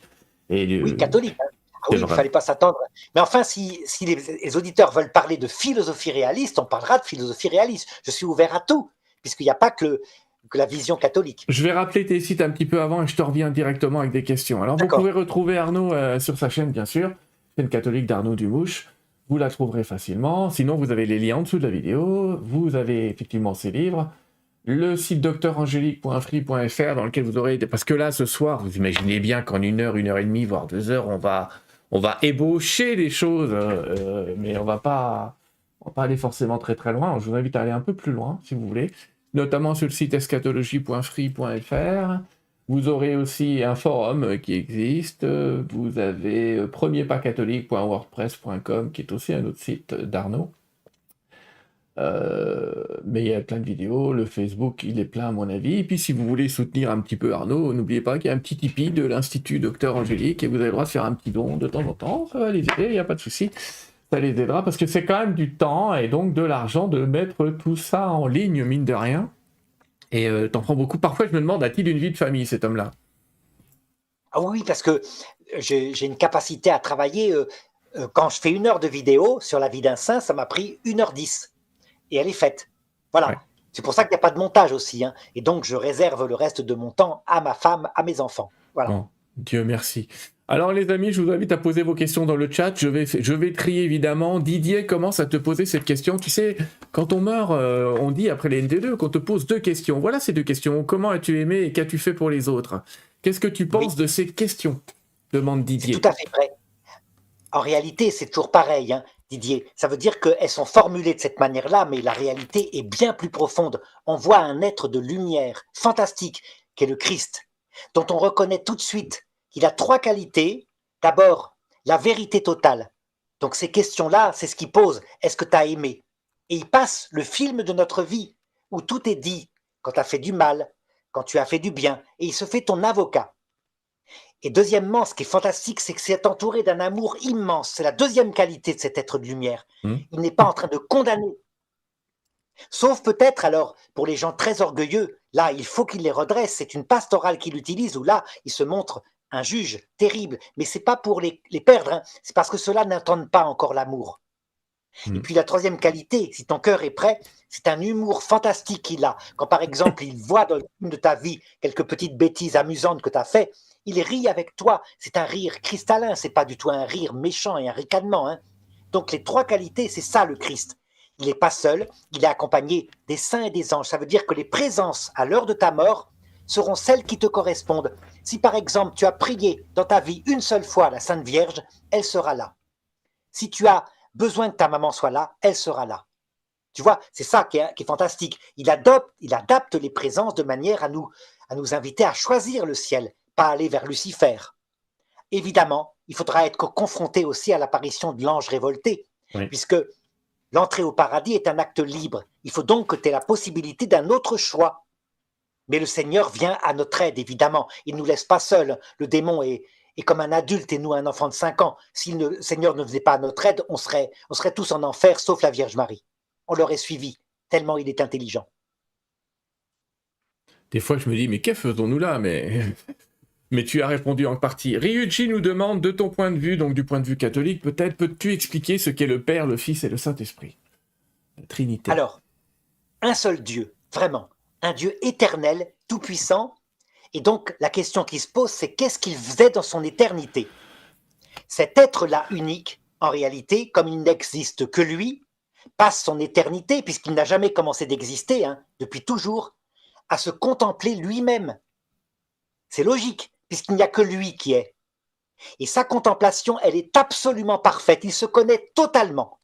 Donc, dans un regard éternel, ce concept, ce verbe qui est sa contemplation, est donc exactement semblable à lui, puisqu'il se connaît parfaitement. Un peu comme si tu te connaissais parfaitement, totalement, dans chacun de tes atomes, et donc apparaissait devant toi, toi-même. Ben lui, son verbe, c'est la deuxième personne de la Trinité, qu'on appelle aussi le Fils. Voilà comment il y a un seul Dieu, c'est Dieu et sa propre connaissance. On les appelle aussi le Père et le Fils. Maintenant, quand ces deux êtres qui sont exactement identiques, puisque le Fils n'est que la connaissance du Père, se voient l'un devant l'autre, ils s'aiment infiniment et de toute éternité, un amour réciproque. Cet amour réciproque, on l'appelle le Saint-Esprit. Parce qu'il est éternel, comme le Père et le Fils. On dit qu'il procède du Père et du Fils parce que le Père aime le Fils et le Fils aime le Père réciproquement. Donc, il procède bien des deux. Donc, si je résume, quand dans le credo on dit « Je crois en un seul Dieu, le Père Tout-Puissant, et en Jésus-Christ, son Fils unique, il est Dieu, né de Dieu, lumière, né de la lumière », ben c'est ça. Ça veut dire que le Verbe éternel, c'est la connaissance que Dieu a de lui-même, et qui est donc une deuxième personne dans la Trinité, et le Saint-Esprit, c'est l'amour que Dieu vit à l'intérieur de lui-même de toute éternité. Tu vois, c'est un peu compliqué, mais c'est la base des dogmes du début de l'Église. Concile de Nicée, concile de Constantinople, concile d'Éphèse. Ton son est coupé. Mon son est coupé. Je disais merci de ta réponse catholique. Il y en a d'autres, mais c'est bien. Peggy qui te demande que pense Arnaud du fait, enfin, je vais reformuler la question. Est-il possible que certains anges et archanges pourraient être nos guides ici-bas? Bien sûr, ils le sont, c'est-à-dire leur mission. La révolte au début des anges est venue de cela principalement. Regarde, comprends un peu. Quand Dieu a créé les anges, des milliards d'anges, il les a créés directement intelligents, adultes.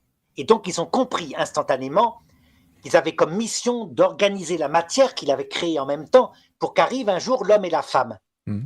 Et donc ça leur posait aucun problème, pas même à Lucifer, jusqu'au moment où Dieu s'est mis à leur révéler qu'en réalité, ils n'étaient pas faits pour ça seulement, ils étaient faits pour voir Dieu face à face. Mais qu'il y avait un problème. Aucun ne pourrait voir Dieu sauf en étant tout humble. Donc ce n'était pas la quantité d'intelligence qui faisait qu'on voyait Dieu, mais l'humilité et l'amour. Et là, instantanément, les anges ont compris. Ça veut dire que pour voir Dieu, la qualité première n'est pas d'être un intellectuel. La qualité première, c'est d'être tout humble. Et là, tout de suite, ils ont analysé. Le problème, c'est pas tellement l'homme, c'est surtout la femme. Pas toutes les femmes, mais la femme qui est faite pour donner la vie, donc qui est plus disposée à l'humilité, à l'amour. Et donc, on dit que la révolte des anges, qu'ils ont prétendu être pour l'honneur de Dieu, est venue du fait qu'ils ont trébuché sur le mystère de la femme. Je ne servirai pas. Et Lucifer a dit, je défends l'honneur de Dieu, et voilà pourquoi il n'est pas question que je serve l'homme et la femme, et surtout la femme, ça veut dire quoi? Qu'il y aurait des femmes qui seraient les reines du cœur de Dieu, alors que c'est nous qui devons l'être, c'est nous qui sommes intelligents. Je Et disais, c'est là que je Michel, remets dans le c'est un contexte, hein, Michel, c'est ce que dit l'ange révolté, hein, c'est pas ce que dit Arnaud. c'est ce que dit l'ange révolté. Et tu vois, une révolte instantanée, avec des milliards d'anges, hein, sans doute, qui se sont révoltés. Et c'est là qu'un simple archange, un ange inférieur, tout humble, qui lui avait dit logiquement, moi je ne suis pas Dieu, je ne suis pas créé, donc j'obéis à Dieu. C'est tout. Il sait ce qu'il fait. Et en quoi nous Lui a guident-ils répondu. alors ces anges? Qu'est-ce qu'ils font pour Alors nous? il nous guide. Hmm. Mais les démons, eux, passent leur temps à essayer de nous faire trébucher. Et donc, les anges les plus petits, qu'on appelle les anges gardiens, sont chargés de nous conduire vers le ciel par diverses méthodes. Cependant, regarde, au fur et à mesure, quand les gens arrivent de l'autre côté de cette vie, donc les êtres humains, par exemple ta grand-mère, qui a connu comme toi une vie de femme, qui sait ce que c'est qu'être dans un corps de jeune femme, qui arrive de l'autre côté, qui est au paradis, ton ange gardien va s'effacer en disant tu peux t'occuper de ta petite fille toi-même. Tu sais mieux que moi ce que c'est qu'être humain. Et donc, ton ange gardien, au fur et à mesure, deviennent des êtres humains. Les anges s'effacent au profit Ouais, des êtres humains. c'est vrai que Ils deviennent nos anges gardiens. dans les guides, ça Toi-même, quand bouge. tu mourras, tu deviendras peut-être l'ange gardienne de tes propres petits-enfants. On va attendre qu'ils naissent, mais pourquoi pas? Pourquoi pas? Alors, on avait déjà répondu, mais Agnès te redemande encore, est-ce que vous pouvez nous redéfinir l'eschatologie? L'eschatologie, la théologie des fins dernières. 3 niveaux. Premièrement, notre mort individuelle. Deuxièmement, la fin de chaque génération. Comment est-ce que Dieu conduit une génération avec ses orgueils au salut? Et troisièmement, la fin du monde en général. Parce que ce monde en général va se terminer un jour par le retour du Christ dans sa gloire. Hmm. Mélisse, elle nous pose une question qui est particulière. Quelles sont les conditions? Bah, on t'y a répondu un peu, mais je vais te remettre dans ce que tu as déjà répondu presque. Quelles sont les conditions pour que Dieu nous pardonne? Mais tu as déjà répondu Oh, en quelque sorte. voilà, très simple. Hein. Le repentir, le baptême de Jean-Baptiste, c'est ça. Déjà, si tu arrives devant lui en disant Seigneur, tu sais, j'ai pas été fameuse. Tu arrives comme ça, tu te prépares à la mort en te disant je vais arriver à genoux parce que j'ai fait des tas de péchés. Le repentir, il pardonne tout, immédiatement. Il ne résiste pas à l'humilité. C'est le baptême de Jean. Mais le baptême de Jean-Baptiste, hein, qui était un baptême pour le pardon des péchés, il y a bien plus grand. C'est le baptême de Jésus, qui s'appelle l'amour. Un baptême du Saint-Esprit qui fait que tu te mets à connaître son cœur et à le fréquenter par la prière et par les sacrements dans le cœur à cœur. Quand tu as les deux, que tu as donc le baptême de Jean-Baptiste, c'est-à-dire le cœur humble, et deuxièmement, le baptême de Jésus, un cœur aimant, tu es sûr d'aller au paradis un jour. Alors évidemment, après, il faut se bagarrer. Hein. Quand tu es comme ça, tu vas te bagarrer contre des défauts majeurs. Chacun a ses défauts majeurs, hein, que le Seigneur nous laisse exprès pour qu'on reste humble toute la vie. Par exemple, moi, mon défaut majeur, c'est la télé. C'est évident, je passe beaucoup trop de temps devant la télé. Mais il y en a d'autres, les jeunes actuellement sont pris beaucoup par Internet et Ouais. pour les garçons, par les sites pornographiques sur les téléphones portables. Les filles de plus en plus. Donc, défaut, addiction, terrible difficulté à sortir de ces sites, une lutte permanente pour essayer de s'en sortir, un repentir quand la personne retombe, et puis une lutte pour continuer d'essayer d'en sortir. Voilà. J'appellerais l'effet TikTok, ça. C'est devenu addictif et c'est volontaire de la part de ceux qui ont Oui, créé ça. Oui, bien sûr.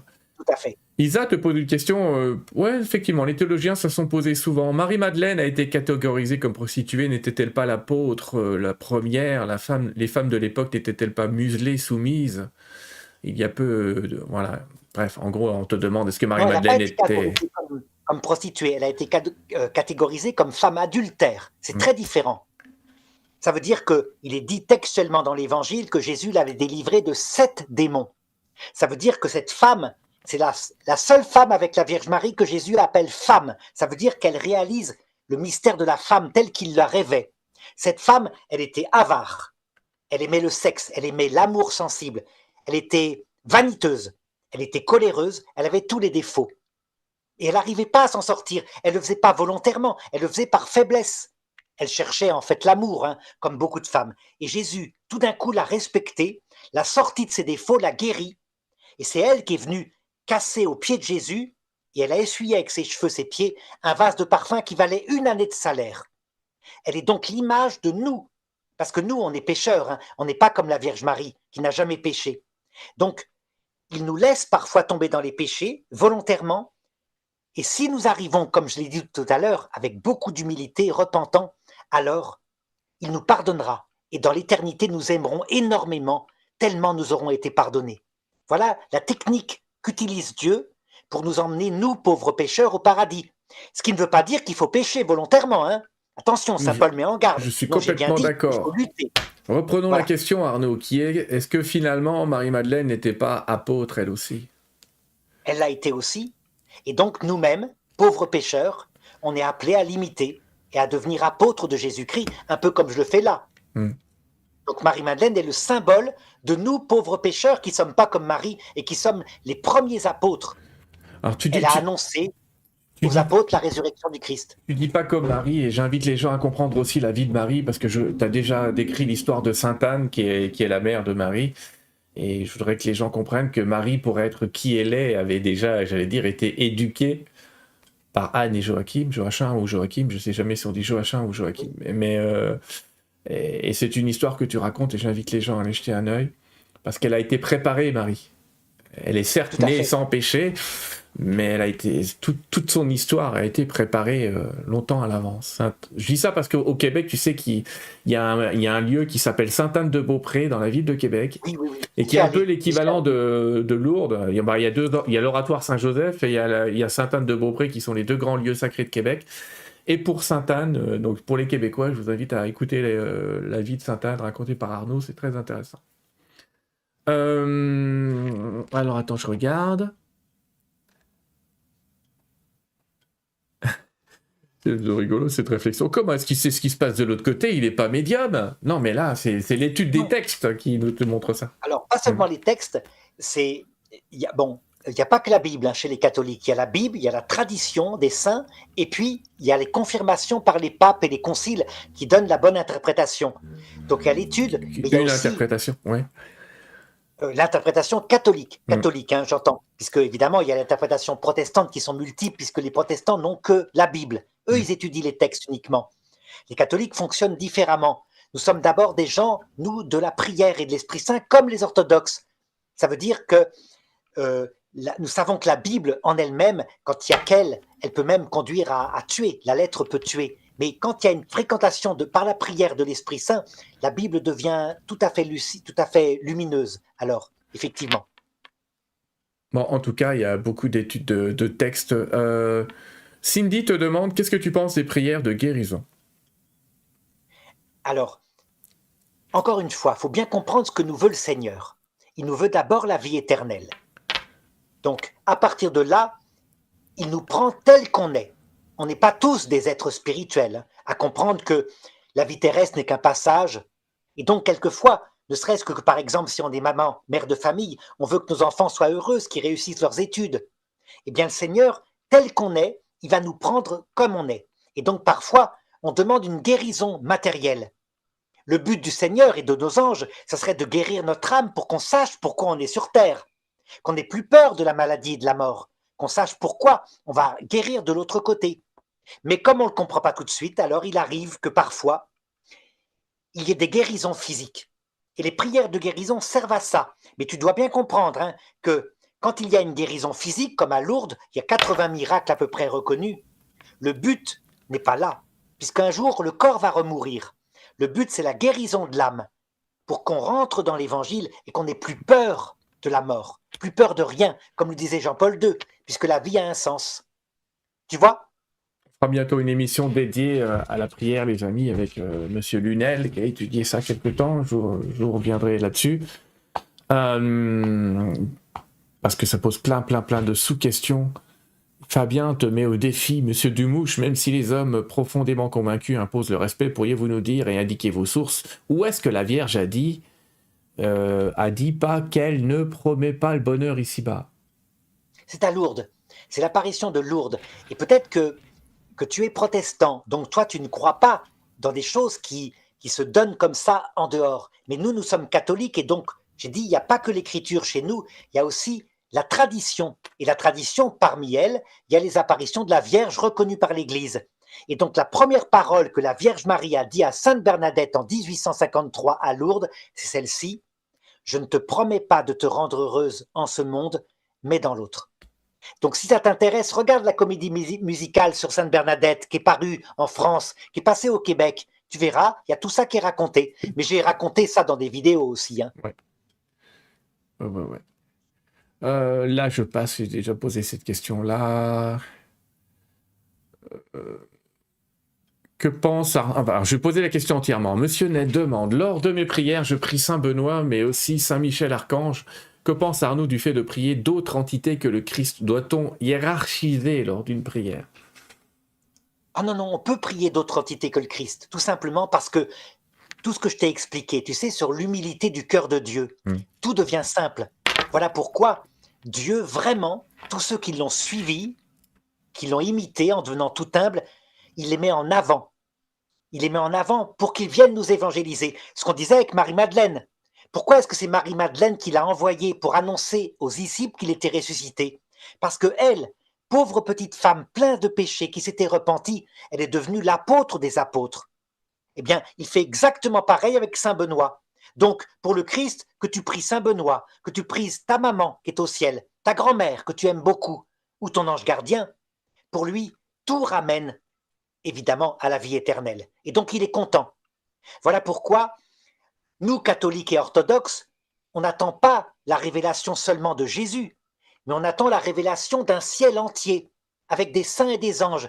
On dit d'ailleurs dans le credo, il reviendra dans sa gloire sur les nuées du ciel. Les nuées du ciel, c'est qui? C'est tous les morts, tous les gens qui sont là-haut déjà, et qui viendront nous chercher un jour. Donc voilà. Oui. Alors Fabien, ce qu'on a dit sur le Padre Pio est documenté, oui, parce qu'on n'a pas inventé qu'il avait dit ça à quelqu'un, on retrouve des textes, la vie du Padre, elle est quand même assez bien documentée, on trouve beaucoup de textes de la part de Père Abbé qui était avec lui et qui prenait en note beaucoup de choses. Mais ok, merci de l'avoir invité, mais bien sûr. N'y a-t-il pas aussi, parce que je crois que l'expression petit cochon les a touchés, n'y a-t-il pas aussi beaucoup de petits cochons dans l'église?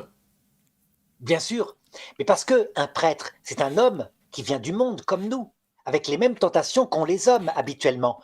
Mais en s'attaquant aux prêtres comme ça, et sans pardon, sans miséricorde, comme on voit la génération actuelle faire, tu verras, à mon avis, dans 25 ans, la génération suivante se frappera la poitrine sur la façon dont se comportent actuellement les gens avec ces prêtres qui parfois sont tombés par faiblesse. Parfois, on fait de vrais crimes, et là, il faut les condamner. Mais parfois, des vraies faiblesses. Donc, par exemple, je pense à l'abbé Pierre. L'abbé Pierre, il a toujours confessé qu'il avait des problèmes de chasteté, qu'il était malade à ce niveau-là. C'était reconnu, c'était connu de tous. L'Église avait même signalé à quelqu'un qui voulait lui donner la Légion d'honneur qu'il ne fallait pas lui donner parce qu'il était malade. L'abbé Pierre, qu'on réduise toute son œuvre à rien, il n'est plus rien maintenant, banni. On retire même le nom de son œuvre qui s'appelle la communauté d'Emmaüs. Moi, je pense personnellement que si j'arrive de l'autre côté avec seulement 10% de ce qu'il a fait pour les pauvres, le Seigneur me fera miséricorde. On en parlera avec Pierre Lunel qui a écrit beaucoup de livres sur l'abbé Pierre. On reparlera de l'abbé Pierre, forcément. L'abbé Pierre, moi, il est plein de péchés, d'accord, c'est pas un saint, c'est certain, mais comme disait Jésus, vous vous rappelez ce texte, quand il disait à un moment donné, c'est un texte mystérieux. Faites-vous des amis avec le malhonnête argent, pour qu'au jour où l'argent viendra à manquer, ces amis-là vous introduisent dans les tentes éternelles. Eh bien, je pense que l'abbé Pierre, qui a beaucoup péché, parce qu'il a aussi fait beaucoup de bien, les gens qu'il a aidés, qu'il a sortis par exemple de la misère dans les années 54, ont dû prier pour que son âme ne fasse pas trop de purgatoire. Je pense. Je pense aussi, après, on pourrait en parler longtemps, mais c'est un autre débat plus philosophique, c'est sur le wokisme et la cancel culture, c'est-à-dire alors qui est en train de partir en sucette aux États-Unis, j'ai envie de dire heureusement, mais cette envie d'effacer l'histoire des gens parce qu'ils auraient commis quelques erreurs de leur vivant, les gens qui voudraient ne plus jamais afficher un seul tableau de Picasso parce qu'il a commis des crimes horribles. Et malheureusement, j'ai envie de dire, si vous saviez tout ce qu'ont fait les gens qui ont été vos présidents, gouverneurs, voire les rois de France, on ne raconterait plus l'histoire du tout. Il faudrait effacer toute l'histoire, parce que je peux vous dire que les rois français, quand on étudie leurs mœurs et coutumes, c'est un peu particulier. Aujourd'hui, ce serait pas pardonné ni pardonnable. Hein. Donc, faut peut-être pas jeter le bébé avec l'eau du bain. Hein. Ouais. Il avait dit, regardez d'abord la poutre dans votre œil avant de regarder la paille dans l'œil d'autrui. C'est la première attitude. Encore une fois, l'humilité. Ça veut dire que, franchement, ceux qui sont là, nous tous, hein, qui peut dire que dans sa vie, moi je me rappelle par exemple la médisance. Quand j'avais à peu près 10 ans, j'étais au catéchisme, je me moquais du catéchisme à cette époque-là. Il y avait une petite fille qui était un peu plus grosse que les autres. Qu'est-ce que j'ai pu me foutre d'elle? Je disais quand c'est gros, etc. Machin. Je me rappelle, je suis encore bouleversé, j'avais 10 ans. Donc je ne peux pas dire que je vaux mieux que les autres. C'est pas vrai. C'est des péchés gravissimes. On a tous dans sa vie commis parfois des péchés sur l'argent, parfois des péchés sur la luxure, parfois des péchés sur la vanité. Sauf la Vierge Marie. Il y en a que ça marque plus ou moins, on va dire ça. Il y en a qui se sont un petit peu trop habitués aussi. Alors que moi, j'ai tendance à me souvenir que j'ai volé un bonbon quand j'étais petit à 10 ans, je m'en souviens encore. Mais bon. Ah oui, mais toi, t'es pur par rapport à moi. Oh non, moi, oh non, je ne vais pas te raconter ma vie. Bon, Sigrid, d'après les catholiques, c'est pas le paradis sur Terre, ça va en contradiction avec les dires des guides de lumière. C'est moi qui en parle des guides de lumière. Alors, je veux juste te dire, Sigrid, les guides de lumière n'ont jamais dit qu'il allait avoir le paradis sur Terre, mais que la Terre allait s'améliorer. Ne confondez pas le s'améliorer avec le paradis. Mais là, je vous renvoie au débat qu'a eu Arnaud avec Benoît la semaine dernière sur sa chaîne et qui concernait justement ce que tu as appelé du millénarisme finalement, alors que le millénarisme, on a tendance à croire que c'est consacré à l'an 1000 ou à l'an 2000. Mais toi, tu expliques qu'on peut appeler millénarisme toute hypothèse qui dit que de toute façon, un paradis total arriverait sur la Terre. Voilà. Et ça, c'est impossible. Non, c'est pas le but de la Terre. La Terre, c'est un purgatoire. Ça veut dire que vous avez constaté, il nous livre à certaines choses qu'on n'arrive jamais à corriger en soi, son défaut majeur. Pour ceux qui se confessent, hein, on promet au prêtre, je jure de jamais recommencer ce péché. Et pendant 30 ans, à chaque fois, on revient avec le même péché. Pourquoi? Parce que, apprentissage de l'humilité. Saint Paul le raconte, il dit, il m'a été mis une écharde dans ma chair. Marthe Robin disait, probablement ce qu'ont les hommes habituellement, c'est-à-dire son 21e doigt, si tu vois ce que je veux dire. Ouais. Eh ben, il avait des difficultés sur la chasteté, quoi, tout simplement. Et il n'arrivait pas à s'en sortir. Et il luttait pour essayer de se comporter bien, mais c'était comme ça. Et pourquoi? Pour qu'il ne s'enorgueillisse pas. Il le dit, afin que je ne tombe pas dans l'orgueil à cause de la grandeur des révélations que j'ai reçues. Et encore une fois, ça ne veut pas dire qu'il ne faut pas lutter contre ses péchés. Hein. Il ne faut pas pécher. Mais malgré ça, on retombe. En tout cas, je pense que la Terre va s'améliorer, mais c'est pas le paradis. Mais ça va s'améliorer, ne vous inquiétez pas. C'est un peu presque obligatoire. On te demande, à un moment, je sais plus qui, j'ai passé le prénom, il va m'excuser, cher téléspectateur, mais on te demandait ton avis sur Saint-François. Non, sur le pape François. Ah, moi, je le défends à fond. Attention, je défends aussi le pape Benoît XVI. Mais pour moi, le pape François nous a apporté quelque chose d'essentiel qui ne sera jamais oublié. C'est ce que j'ai dit tout à l'heure avec l'histoire du mensonge. Ça veut dire que il y a une doctrine de l'Église qui est donnée, vraiment, les papes antérieurs l'ont donnée, le pape Benoît XVI, le pape Jean-Paul II, mais il faut avoir du bon sens. Ça ne veut pas dire qu'il faut s'adapter dans les circonstances, non, ça ne veut pas dire ça, mais ça veut dire que quand on ne peut pas faire autrement, j'en ai parlé pour le mensonge, alors il faut mentir bien. Et c'est pas nouveau. Tu te rappelles l'histoire qu'avait racontée dans Les Misérables de Victor Hugo? Victor Hugo, il avait raconté qu'une fois, il y avait Jean Valjean qui était poursuivi par la police, par Javert.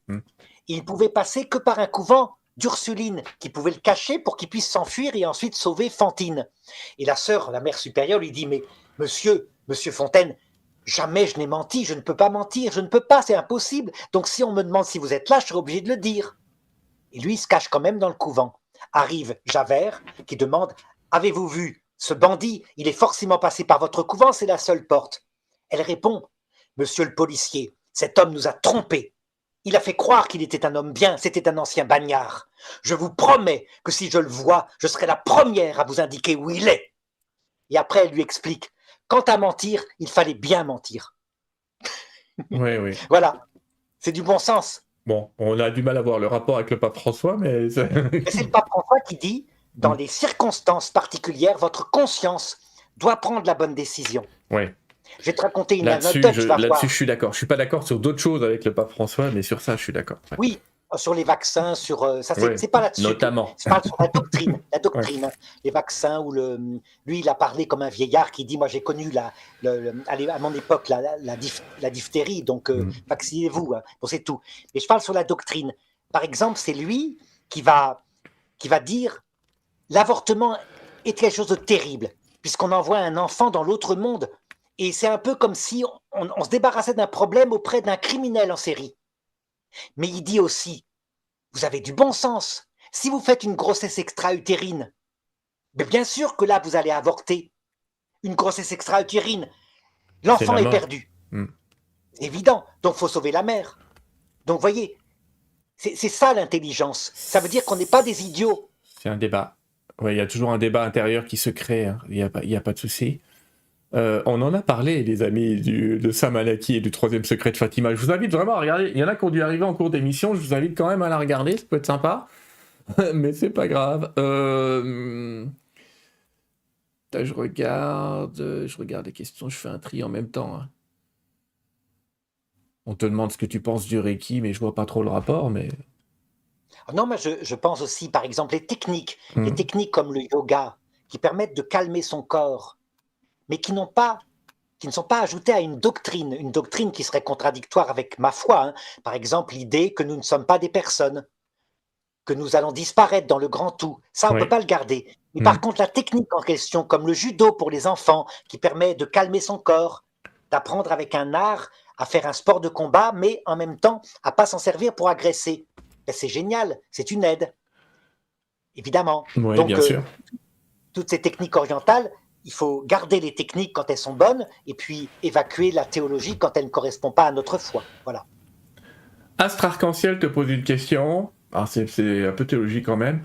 Le mariage des prêtres est possible chez les maronites. Tiens, j'en profite pour faire un coucou à Saint-Charbel, dont le Vatican fait appel l'Église romaine, mais qui elle ne le permet pas. Mais cela n'a pas toujours été le cas. C'est un problème d'héritage. En gros, on te demande ta Alors, position c'est un sur le problème mariage d'héritage. ou ah d'accord. La légende dit que c'est un problème d'héritage, mais c'est pas ça. C'est un problème d'héritage du péché des prêtres. Je veux dire par là que vers l'an 1000, il y a eu une crise de l'Église terrible. La crise qui a précédé le pape Grégoire VII, Saint Grégoire VII, hein, c'est le pape de la Réforme en question. Et donc on voyait des prêtres qui étaient nommés prêtres parce qu'il y avait un bénéfice ecclésiastique et ils faisaient des enfants et la paroisse était donnée en héritage aux enfants. C'était une catastrophe. Hein. Le clergé occidental était rentré en décadence totale du côté de l'argent, ce qu'on appelait la simonie, et du côté des abus sexuels, ce qu'on appelait le nicolaïsme. Et donc le pape Grégoire XVI, après la dénonciation par Saint Pierre Damien, un grand docteur de l'Église qui a dénoncé cette situation, a dit, à partir de maintenant, on obligera les prêtres à être célibataires de manière à ne pas procéder comme cela. Ils devront donc avoir une sorte de vocation spirituelle. Eh bien, ça a arrêté les choses, effectivement, ça a marché, l'Église s'est redressée à partir de l'an 1080, grâce au pape Grégoire VII, mais du coup, le péché est revenu. Et comment ont fait les prêtres? Ben, ils transmettaient leur paroisse à leurs neveux, et non plus à leurs fils, qu'on a appelé le népotisme. Le népos, ça veut dire neveu en grec, hein, Oui. ce qui veut dire qu'on voit bien, l'être humain, quoi qu'on fasse, il y a des défauts. Et donc l'Église pourrait un jour revenir sur cette réforme du pape Grégoire VII, hein. Elle le fera peut-être. La technique orthodoxe est pas mal. Ça veut dire qu'un prêtre entre au séminaire et là, il a la voie soit de devenir moine, et à ce moment-là, il sera célibataire, soit de devenir prêtre et il rentre au séminaire des femmes de prêtres, donc des religieuses qui ont la vocation de femmes de prêtres. C'est une bonne technique. Ça pourra revenir, hein, ça dépend de l'Église. L'essentiel, c'est que le célibat des prêtres, pour le moment, est une tradition qui, quand même, a porté ses fruits, mais avec des défauts. Oui. Elle n'est pas parfaite. Sauf erreur, Par il me semble exemple, que François, il n'y a pas longtemps, a accordé le mariage quand même en Afrique, il me semble, non? non, il J'ai l'a rêvé? accordé aux... Non, t'as rêvé. Il l'a Ah, accordé aux pasteurs d'accord. protestants anglicans mariés qui se convertissaient au catholicisme. Parce qu'énormément de pasteurs anglicans se sont convertis au catholicisme. D'accord. Et donc, il a dit, vous pourrez être ordonné prêtre en restant marié. Ok, j'ai mal compris, mais c'est vrai que j'ai du mal à lire les encycliques aussi. Il y a quelqu'un qui demande où est-ce qu'on peut avoir le lien pour voir la préparation de Marie avec Sainte Anne. Alors, je vous invite, vous tapez Dumouche, dans YouTube, vous tapez Dumouche, vous tapez Sainte Anne, et vous allez la trouver. La vie de Sainte Anne, la mère de la Vierge Marie, je suis dessus, je l'ai trouvé en 12 secondes et demie. La vidéo dure 1h17, c'est passionnant. Je vous invite vraiment, de toute façon, à écouter Arnaud, vous allez voir, c'est passionnant. Alors, il est passionné, c'est évidemment que j'ai des critiques dans le chat, mais il est passionné, c'est ce monde-là. Forcément, tout est critiquable, mais ce qu'il y a de bien avec Arnaud, c'est que vous avez aussi, et il l'a dit, tu fais des débats très réguliers avec plein de gens. Alors ça permet aux gens à la fin de se faire leur avis, parce que tu fais forcément des débats avec des gens avec qui tu n'es pas d'accord, sinon c'est pas un débat, par définition. Et ça permet aux gens d'avoir une ouverture sur une voie, sur une autre, sur tes explications, sur celle de la personne en face. Il y a eu plein de débats avec d'autres religieux, d'autres religions. Je trouvais ça super intéressant. Il y a un moment, j'étais avec un jeune homme qui était dans une autre mode, et j'ai trouvé ça génial. J'ai oublié son prénom, mais il est super gentil. Prêcher en étant convaincu de faire le bien est-il considéré comme un péché là-haut, demande Ryuji. Est-ce que quelqu'un qui prêche convaincu de faire le bien, c'est un péché d'orgueil quelque part? Le Seigneur, il est juste. Ça veut dire qu'il va regarder ton intention. Tu pensais vraiment faire le bien, mais dedans tu as mis un peu trop de zèle. Ça veut dire que ta charité, ta bonne volonté devenait presque totalitaire. Tu étais trop dans l'excès. Eh bien, il va reconnaître ce qu'il y avait de bien, ton attitude était généreuse, mais ce qu'il y avait de mal, tu as été dans le manque de respect. Donc il se fait ton avocat, il ne fait pas que te condamner. C'est pour ça que prêcher en faisant le bien doit toujours être accompagné d'une vertu qui vient tempérer cet amour et cette volonté de faire le bien qui s'appelle l'humilité. Il y a eu dans l'Église, par exemple, pendant toute une période, des grands théologiens qui étaient tellement persuadés de leur vérité qu'ils l'imposaient avec des menaces. Je pense par exemple à Saint Cyril d'Alexandrie. Eh bien, qu'est-ce qu'il y avait qui n'allait pas? Saint Jean Chrysostome le lui a dit. Donnez-moi 2 attelages pour une course de chars, les chars marchant vers la vie éternelle. Mettez-moi un des attelages comme chevaux, il y aura la vérité théologique avec l'orgueil. Et l'autre attelage, vous mettrez l'erreur théologique, mais avec l'humilité. Savez-vous lequel de ces attelages gagnera la course? Ce sera l'attelage de l'humilité, pas à cause du poids de l'erreur, mais à cause de la puissance de l'humilité. Donc, quand on prêche avec un certain zèle une vérité, on doit le faire toujours dans le respect de la personne qui est en face. Et avec humilité, en sachant qu'il n'y a que le Seigneur qui peut convaincre que c'est vrai. Fabien pose une question que je vais transformer. Y a-t-il eu dans le monde chrétien des papesses et des prêtresses? Il n'y a jamais eu de papesse. Il y a une légende. Il y a papesse Jeanne, mais particulier. Une légende inventée par les protestants. Il n'y a aucun document de l'époque où ils disent ça. Ils ont inventé cette histoire pour se moquer de ce qu'ils appelaient les papistes. Parce qu'il y a eu 2 ennemis principaux du catholicisme. D'abord, les Anglais, donc avec l'anglicanisme, à cause de leur ennemi intime qui était l'Espagne. L'Espagne qui était puissante avec Charles Quint. Donc ils ont inventé toutes sortes de légendes noires, en particulier sur l'Inquisition espagnole. Quand on compare, quand on regarde ce qu'a fait Henri VIII avec les catholiques, il en a pendu, il en a crucifié, c'était abominable. Il a tué d'ailleurs 6 de ses femmes. Eh bien, on comprend qu'il a projeté sur l'Église espagnole une légende noire.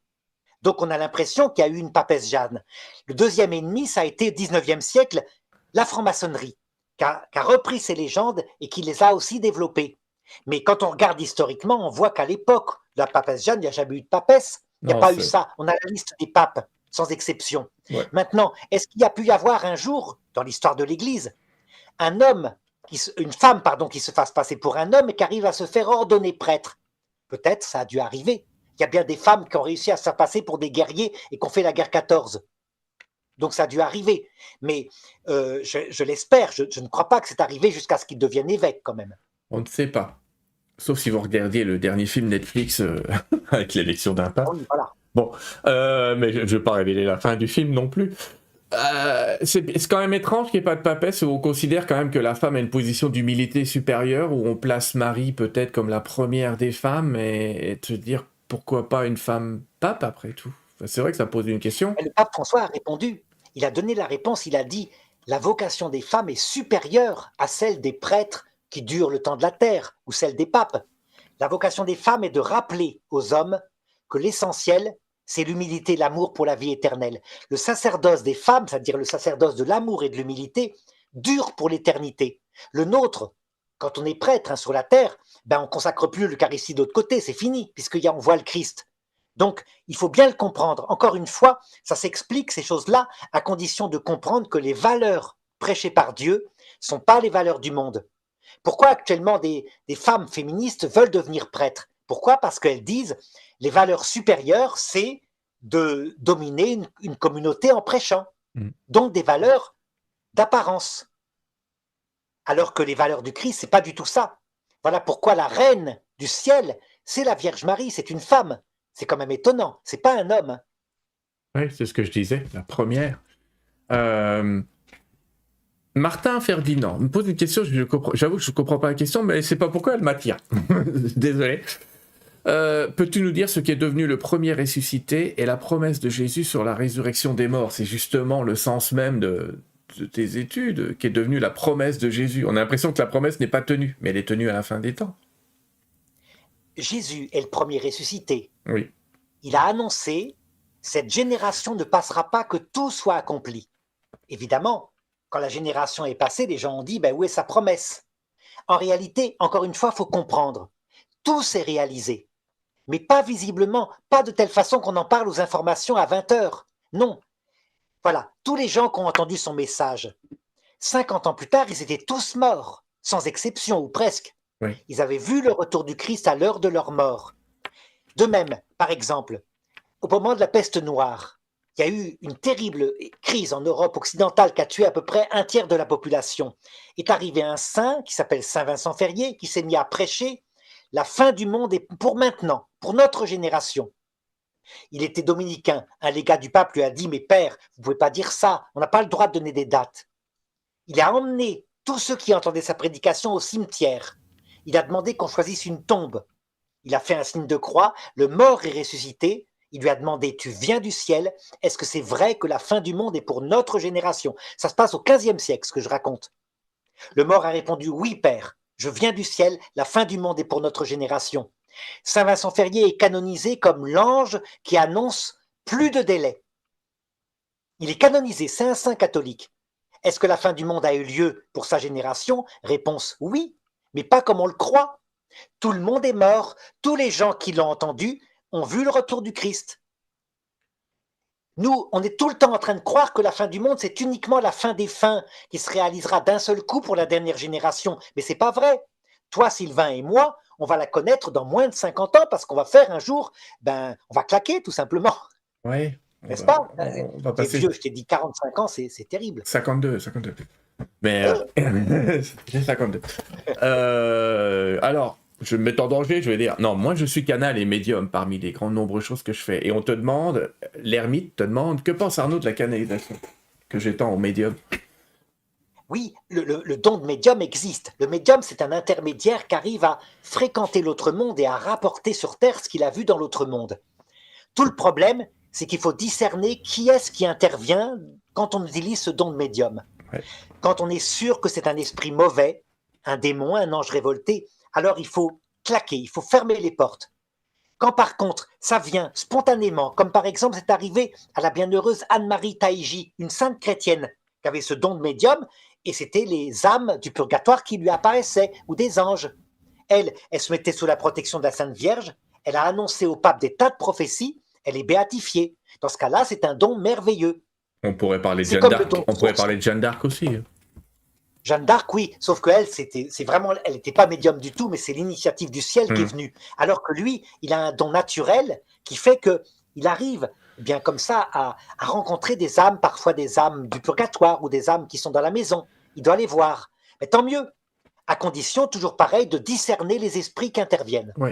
Alors, vous entendrez Arnaud sur sa chaîne parler de ses dons, de ses capacités et d'un tas de choses. Il y a même un de ses livres que je vous ai montré tout à l'heure qui est consacré.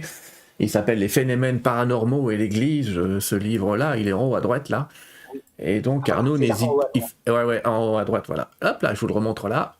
Et oui, Arnaud, c'est vrai que tu es un des rares à en parler dans ce domaine-là, parce qu'on a l'impression que dès qu'on parle à des catholiques de ses dons et capacités, ils reculent, c'est le diable. C'est pas toujours le diable. Ça peut être faut trier. Moi, j'ai toujours dit, souvenez-vous, vous êtes un petit peu comme dans les dessins animés de notre enfance, vous avez un petit ange d'un côté, puis vous avez un petit diable de l'autre, et vous êtes largement invité à faire le tri. Bon. Mais voilà, donc pour répondre à ta question, l'ermite, Arnaud est ouvert à la canalisation tout en restant, entre guillemets, dans le discernement, ce qui est bien normal. Il y a tellement de questions, je vais bientôt m'arrêter, on en prend encore une ou deux, puis on s'arrête. Ah, on te demande si tu connais, Jean-Claude te demande si tu connais Maître Philippe de Lyon. Oui, oui, oui. Et lui, justement, je n'ai pas fait sa vie parce que, eh bien, il enseignait la réincarnation, comme tu le sais. Ouais. Et donc, il faut vraiment comprendre que pour nous, chrétiens, tous les chrétiens, vraiment, c'est très clair, c'est le purgatoire.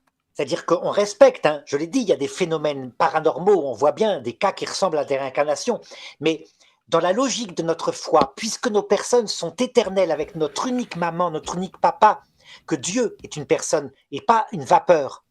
Non, vraiment, on garde nos souvenirs. Je dirais même, on le voit bien à l'heure de la mort. Le docteur Moody, quand il a découvert ses expériences proches de la mort, il le disait, toutes les personnes rencontraient leurs proches décédés, qui étaient là, et elle les reconnaissait. Elle reconnaissait parfois leur arrière-arrière-grand-père.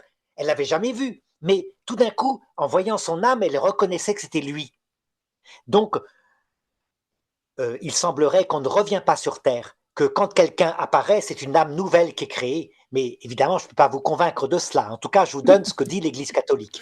Ouais, et c'est effectivement ce que tu as fait ce soir, nous dire ce que nous dit l'Église catholique. Moi, je fais partie de ceux qui croient quand même à la réincarnation, mais ça m'empêche pas d'être catholique, c'est le paradoxe. Vous n'êtes pas obligé d'être, j'allais dire, à fond. Et je trouve que c'est ça aussi qu'autorise le catholicisme.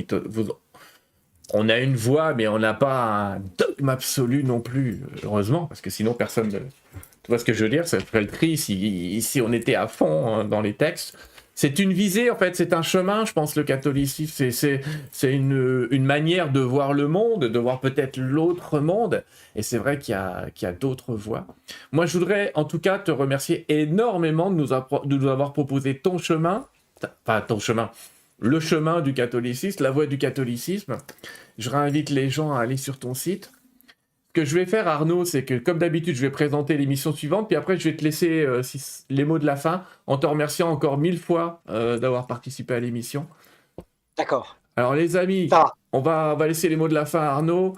On se revoit, alors, cette fois dans 3 semaines. C'est pour ça que j'ai décalé l'émission, et je remercie Arnaud, d'ailleurs, d'avoir avancé d'1 semaine. On devait se voir le 9, et finalement, ça a été le 2.